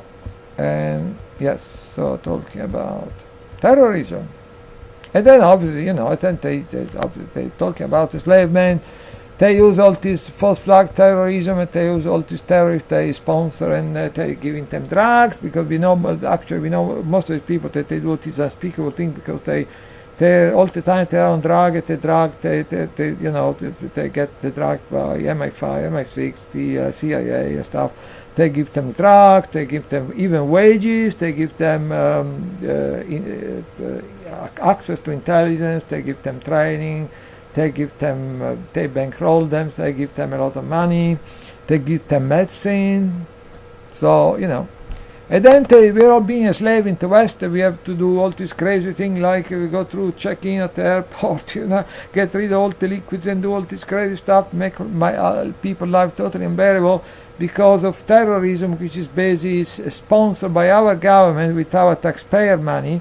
And then we have to surrender all kind of privacy, all kind of civil liberties, all kind of freedom of speech because of this war on terrorism, which is basically totally sponsored by our own government, so with our taxpayer money. So it's a win-win situation for ordinary people, you see. There you go. What else I have for you? Oh yeah, that's another good one about who's engaging in cyber terrorism. So now there is this information that there's quite some evidence that this blackout in Blackout in Venezuela may have been caused by various actions taken by, sponsored by the US government, including bombing, sabotage, cyber terrorism, a very form of interference in spanning a number of different countries. Even they did stuff in Brazil and stuff to cause this power blackout, hoping maybe to cause a civil war in Venezuela so that they can kill thousands of people, and they seem to getting off by killing people, stuff. So people like John Bolton, and so that is look at some precedents. It's in light of the recent attack on the Venezuelan national power grid, Iran is sharing its own experience with U.S. intelligence apparatus, which crippled its nuclear program back in 2011 through the use of the Stuxnet virus. That was a bit of a joint venture between Israel and the United States, as you do. And that is a lot of the Iranian scientists, they say that actually could have caused, the Stuxnet virus could have caused actually some nuclear catastrophe in Iran. That could have caused some kind of Chernobyl-like nuclear incident. I'm sure the people in Washington and Tel Aviv that they would have probably jumping with joy if they were able to cause some nuclear disaster in Iran. They've probably been like, they're probably getting off on that. So excuse my French. So yeah, so I thought so. It is now we have all these which apparently malicious attack on the Venezuelan national power grid, and so we get a bit of background history on what they were trying to do to Iran, including possibly trying to cause a nuclear catastrophe in Iran, which I'm sure they would have liked very much, and a bit of background about Venezuela and the rest of it. So let's see if we have some other interesting news for you. I'll have a bigger censorship campaign ever, so, and that is, my God, I mean, it's scary what's happening at the moment with censorship. You never know when they're going to come after you, after this video, particularly, So, so basically, what's happening is that Google, Amazon, Facebook have all lined up overnight to block all information about the dangers of vaccinations. So, like the fact that, for instance, there was the Iraq syndrome, and all these veterans were getting these multiple vaccination, and they the connection with some of this vaccination with autism is all. If you think that you're all these veterans, which basically take a life completely destroyed by all these vaccination in the first and second Gulf War. So if you think there is a connection about any connection about between autism and all this diabolical stuff and what they put in it, then you're obviously crazy. You are a conspiracy theorist.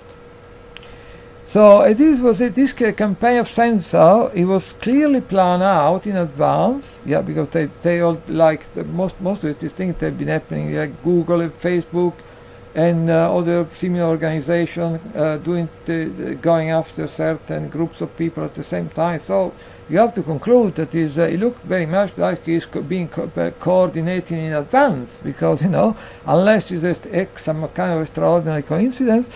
So it was all clearly planned out in advance, the article says, and then choreographed to coincide with a recent congressional hearing.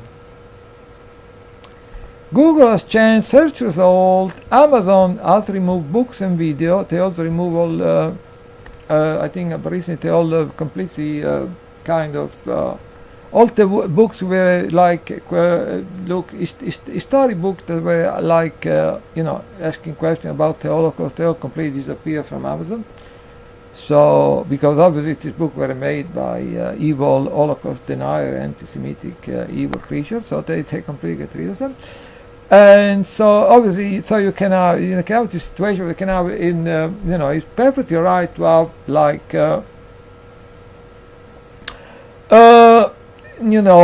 is the historic analysis, all kind of historic fact. The only fact, including the Stalin massacre of the kulaks, which probably maybe 30 million people. the communist massacre in Ukraine during the Soviet Union, and or even the Irish famine, or the Rwanda genocide. But you can have the historic investigation on the fact that the General Eisenhower, after the end of World War II, starved to death a couple of 2 million Germans in the former former member of the German army and stuff. So you can have a fair, well, maybe not. Some of them are a bit actually. We can have a historic examination of all these. Maybe not all of them, but quite a few of them. You can have an open debate, a historic. But if you like question in any way, or like to cast some kind of critical look on the so-called Holocaust. Nazi Holocaust, then you are in big trouble. So you say about going back to the vaccine, Google has changed search results, Amazon removed books and video from its store, and Facebook has erased long-standing parent groups. So that were parents of children that have been affected by these lovely vaccines, and they try to create self-help group to cope with this biological warfare, a form of biological warfare being waged on their children. And but they obviously they know in time, so they probably self-help group that when people try to share experience, they help each other. But these pages are being erased by Facebook groups, not only about the danger of vaccine, but also how to treat children who have been severely injured by them, by the vaccine. So as I said, so that's quite interesting. Bit of information. I also try to see if there is something new about the activity of this criminal coming up in the latest news. I may want to talk about, let you know.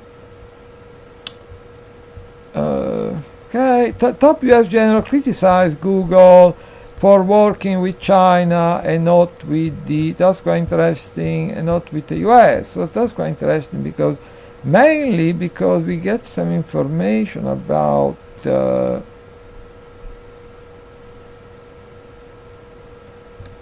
Google, which apparently recently has purged from his motto, which is "Do no evil." So his motto, "Do no evil," seems to have disappeared from a number of the Google web pages, and so they decided to remove the "Do no evil" motto from a number of Google websites and things. I wonder why.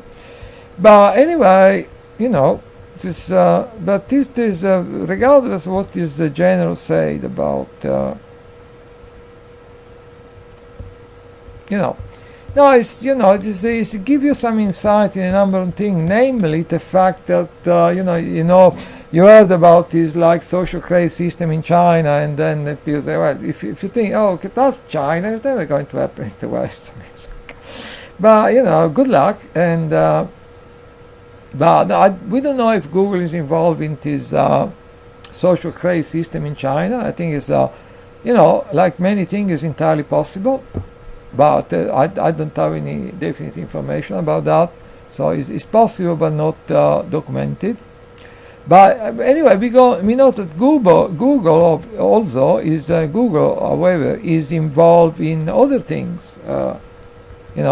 Is involved with he was working with the Chinese government with this Project Dragonfly. Google it up.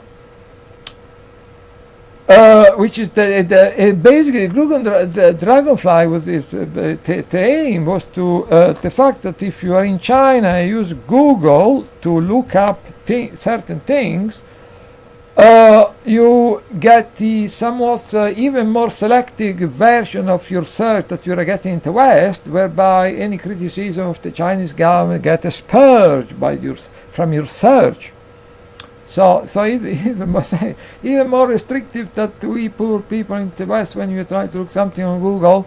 But even worse than the poor Chinese people, through this Project Dragonfly, won't be able to see any criticism. Okay, so if they decide to use Google, they can use Google, but they won't be able to find any item critical or any damning information about the Chinese government.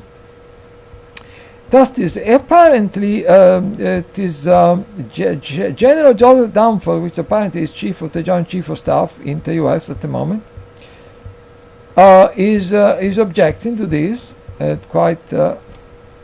I suppose with some reason. He says also that Google work in China is indirectly benefiting the Chinese military, which is pretty obvious it does, and Project Dragonfly. But then there is an, so we have all this, but there is also another project Google was apparently now they saying they abandoned. Google is saying they have abandoned Project Dragonfly, but apparently that is a lie, because they started some similar cooperation with the Chinese government, which under different guise and name. So apparently, Project Dragonfly it was thrown out from out of the door, but he managed to kind of re-enter the window somewhat. And then there is another Google project. I don't know if it's mentioned in this article, but it's called Project Maven. And basically, Project Maven is Google helping the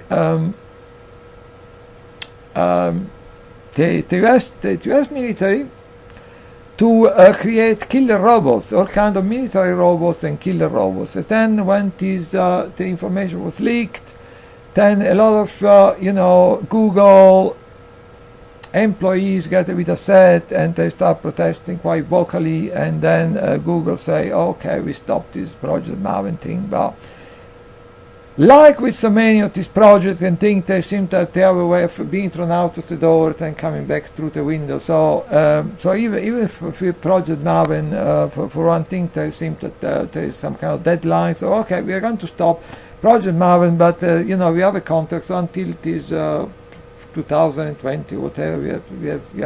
We have obliged by our contract to carry on. Then we are going to stop. So, the usual story. So out of the window, or out of the door, but back to the window. So all these lovely projects and things.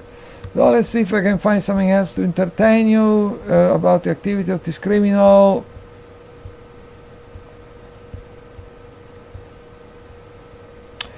This one, is the activist post, which is not a right wing. I think this is probably going to get me a lot of stick, because there are all these lovely students just yesterday protesting, and they're all this talking about the Green New Deal, and But there's this article from the activist post, and it's not a right wing organization. The activist post is like, is possibly it's not right wing, it's not left wing. It's try to expose the activity of the various criminal organizations. They say Bastard Club of Rome reveals gushing support for Green New Deal. So it's all I'm not talking. I'm not going against the Green New Deal. I'm not criticizing the Green New Deal.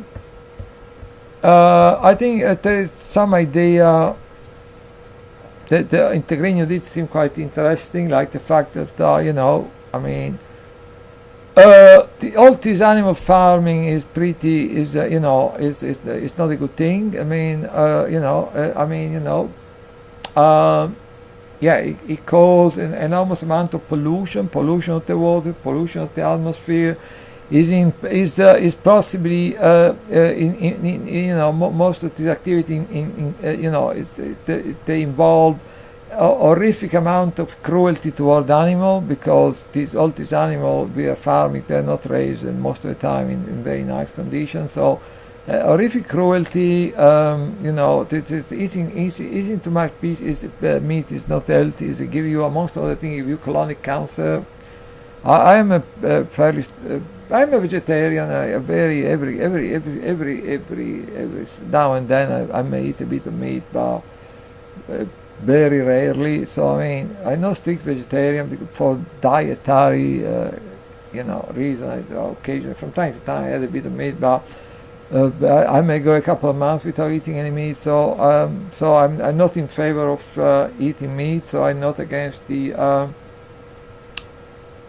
I'm not against the Green New Deal. I think there is some good idea in the Green New Deal, and maybe some other ideas that were not so good. Now, the activist post, which is not a right wing, I think that they're really excellent, and they actually been publishing, particularly by this author Aaron. It's a lot of excellent article in support of the claim of targeting individual. Arnable has been publishing regularly published articles which are based supporting the claim of targeting individuals. So I would say the activist post is an excellent alternative media site. It is not right wing or alt right wing. Is just sometimes some of the things they publish they lean a bit to the left, sometimes they lean a bit to the right. Now they're saying that the Club of Rome is supporting global student climate protests. So I mean, and that need to be seen in the context of the history of I've been since I was at university, even probably long before that. I was kind of I did consider myself a left-wing person, even though in recent years my views have become a bit more nuanced and a bit more complex and diversified. But I did for from the university, and I would consider myself some sort of left-wing person, but. We need to examine the fact that it's quite important to examine the fact that the progressive movement since the time of Oliver Cromwell, since the time of even of the French Revolution, they've been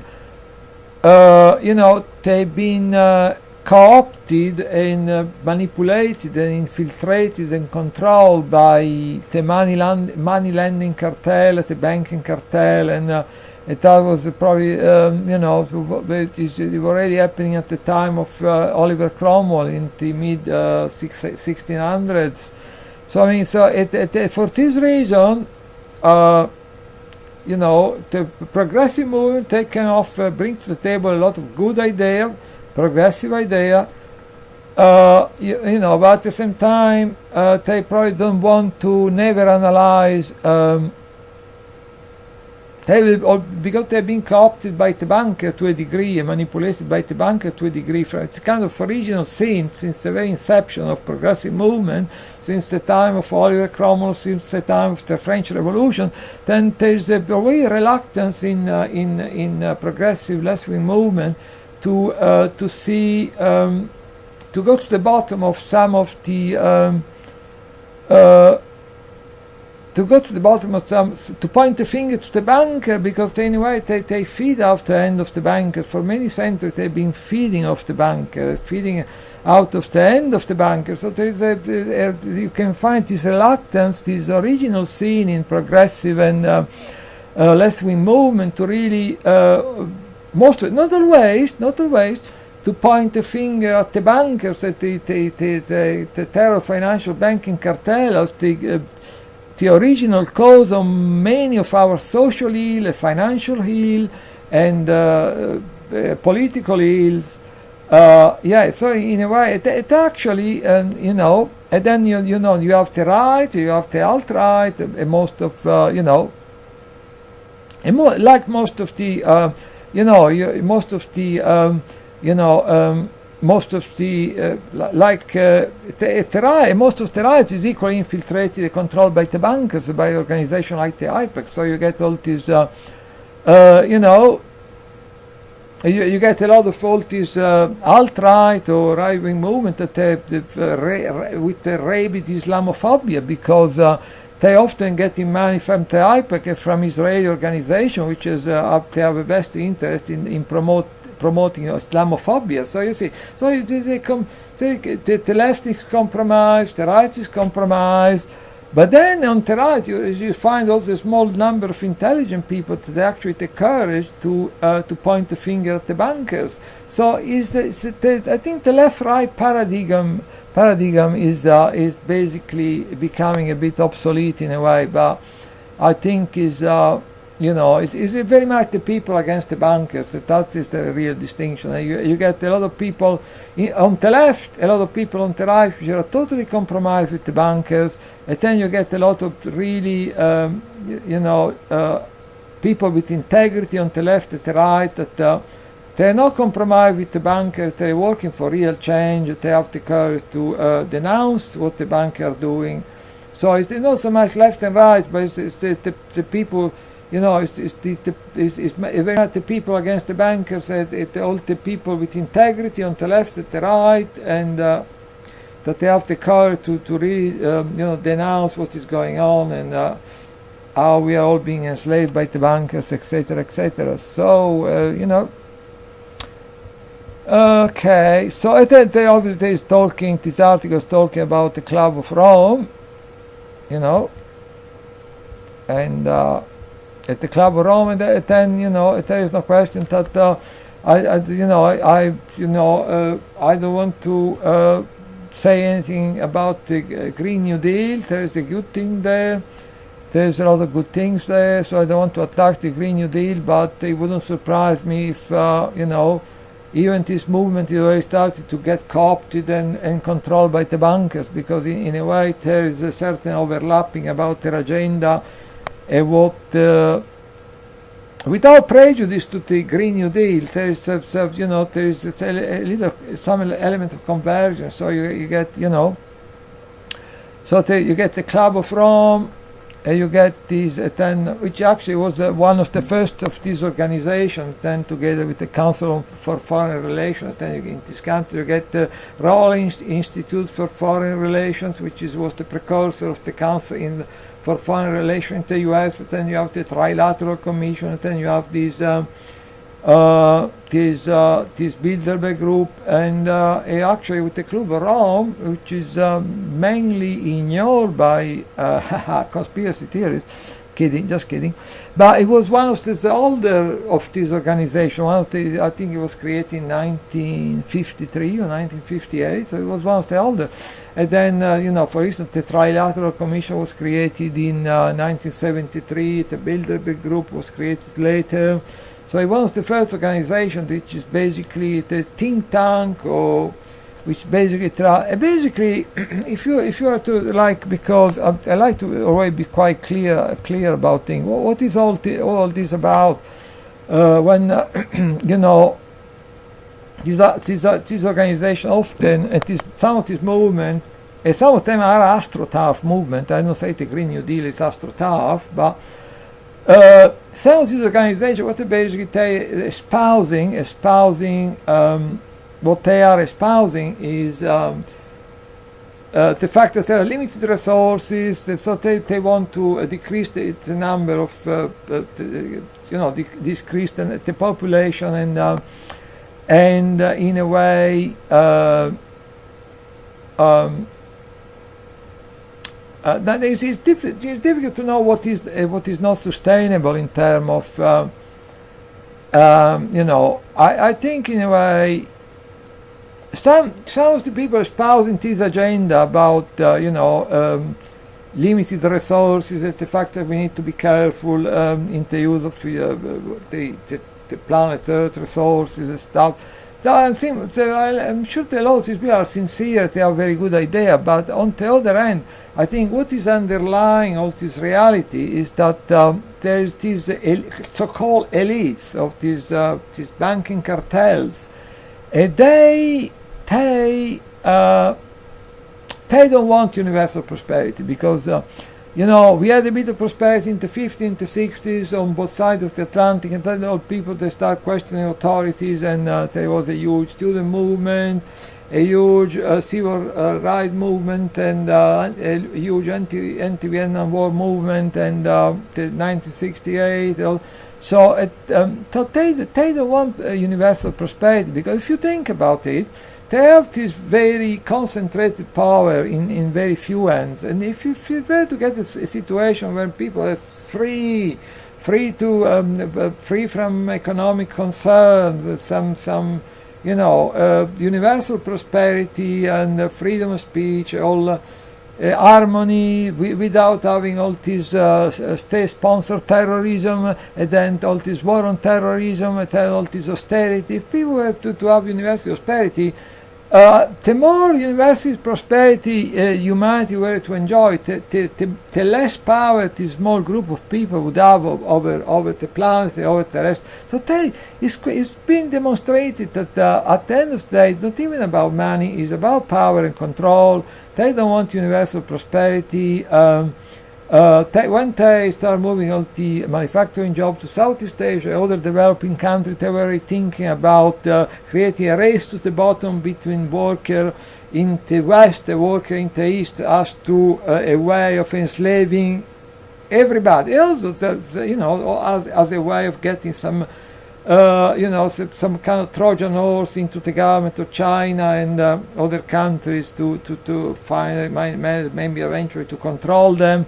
So when they start moving, they was not just about money. They were just about money, moving all this manufacturing job. Maybe 80% of all the Western manufacturing job to Southeast Asia and other developing countries. It was not about money, because there also some evidence that to do this, they had to create an extra layer of middle management, which was quite expensive. So they were maybe saving money on one end, but having to spend more money on other things. So it was never about money, because these people, if they want money, they can print it. They use the Bank of England, the Federal Reserve. They own. They're not part of the government. They privately own. To print money, so if they want more money, they can print it. So it's never about money with them. Yeah, oil may have some influence. Getting a bit of extra cash may be important to them, controlling the oil. But ultimately, it's about power and control for these people. Power and control. So when they start moving on to manufacturing jobs to Southeast Asia, they always try to engineer this race to the bottom, pitting worker in the East against worker in the West, and basically enslaving everybody, getting some control over country, a way of getting also some kind of control over country like China. The idea was just, they knew exactly what they were doing, moving on to my fight. They wanted to enslave everybody, worker in the West, worker in the East. So, because to them, universal prosperity is anathema, because if you have everyone doing rather well, not to worry about economic problems and debt and all this stuff and austerity, and then people start to question authority, they start to question about, asking questions about many things. And you have universal prosperity, and the power of this criminal is going to shrink and shrink and shrink. So they don't want universal prosperity. They shown over and over again, they don't want universal prosperity. They want austerity for everybody. They want to privatize even the air you breathe, so people have to pay for that. They want everyone so indebted that they will never be able to repay the debt. They don't want universal prosperity. So that's another theme which I may be also going to develop in the future. And because I was going to say the.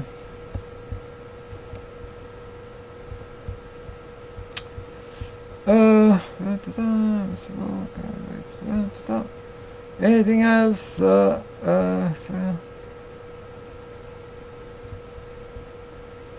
Okay, so there is also some. I don't know, they're using this stuff because, there is also some interesting. If they want to shut down adult stem therapy, which actually has been greatly helping thousands of people, so that's the medical profession for you. This is what the demographic crunch looks like. So this article is by James Corbett. It is specifically referred to the reality in Japan. Reality in Japan, and it shows that actually, the people this banker billionaire, they like to talk a lot about we should need to stop the population growth and stuff, but it showed that in country like Japan and possibly Italy, other countries that actually they have a low level of natality, other Western countries that have a low level of natality, even now Germany may be in this situation, and France, and it showed that actually that is greatly, so all these the billionaire banker, because they want to have absolute control, they think about the need to reduce the number of the population, etc. But James Corbett, in his study, which is mainly centered in Japan where he lives, but is also the same thing could be said for many other Western countries, shows that actually is a bit of a fallacy, is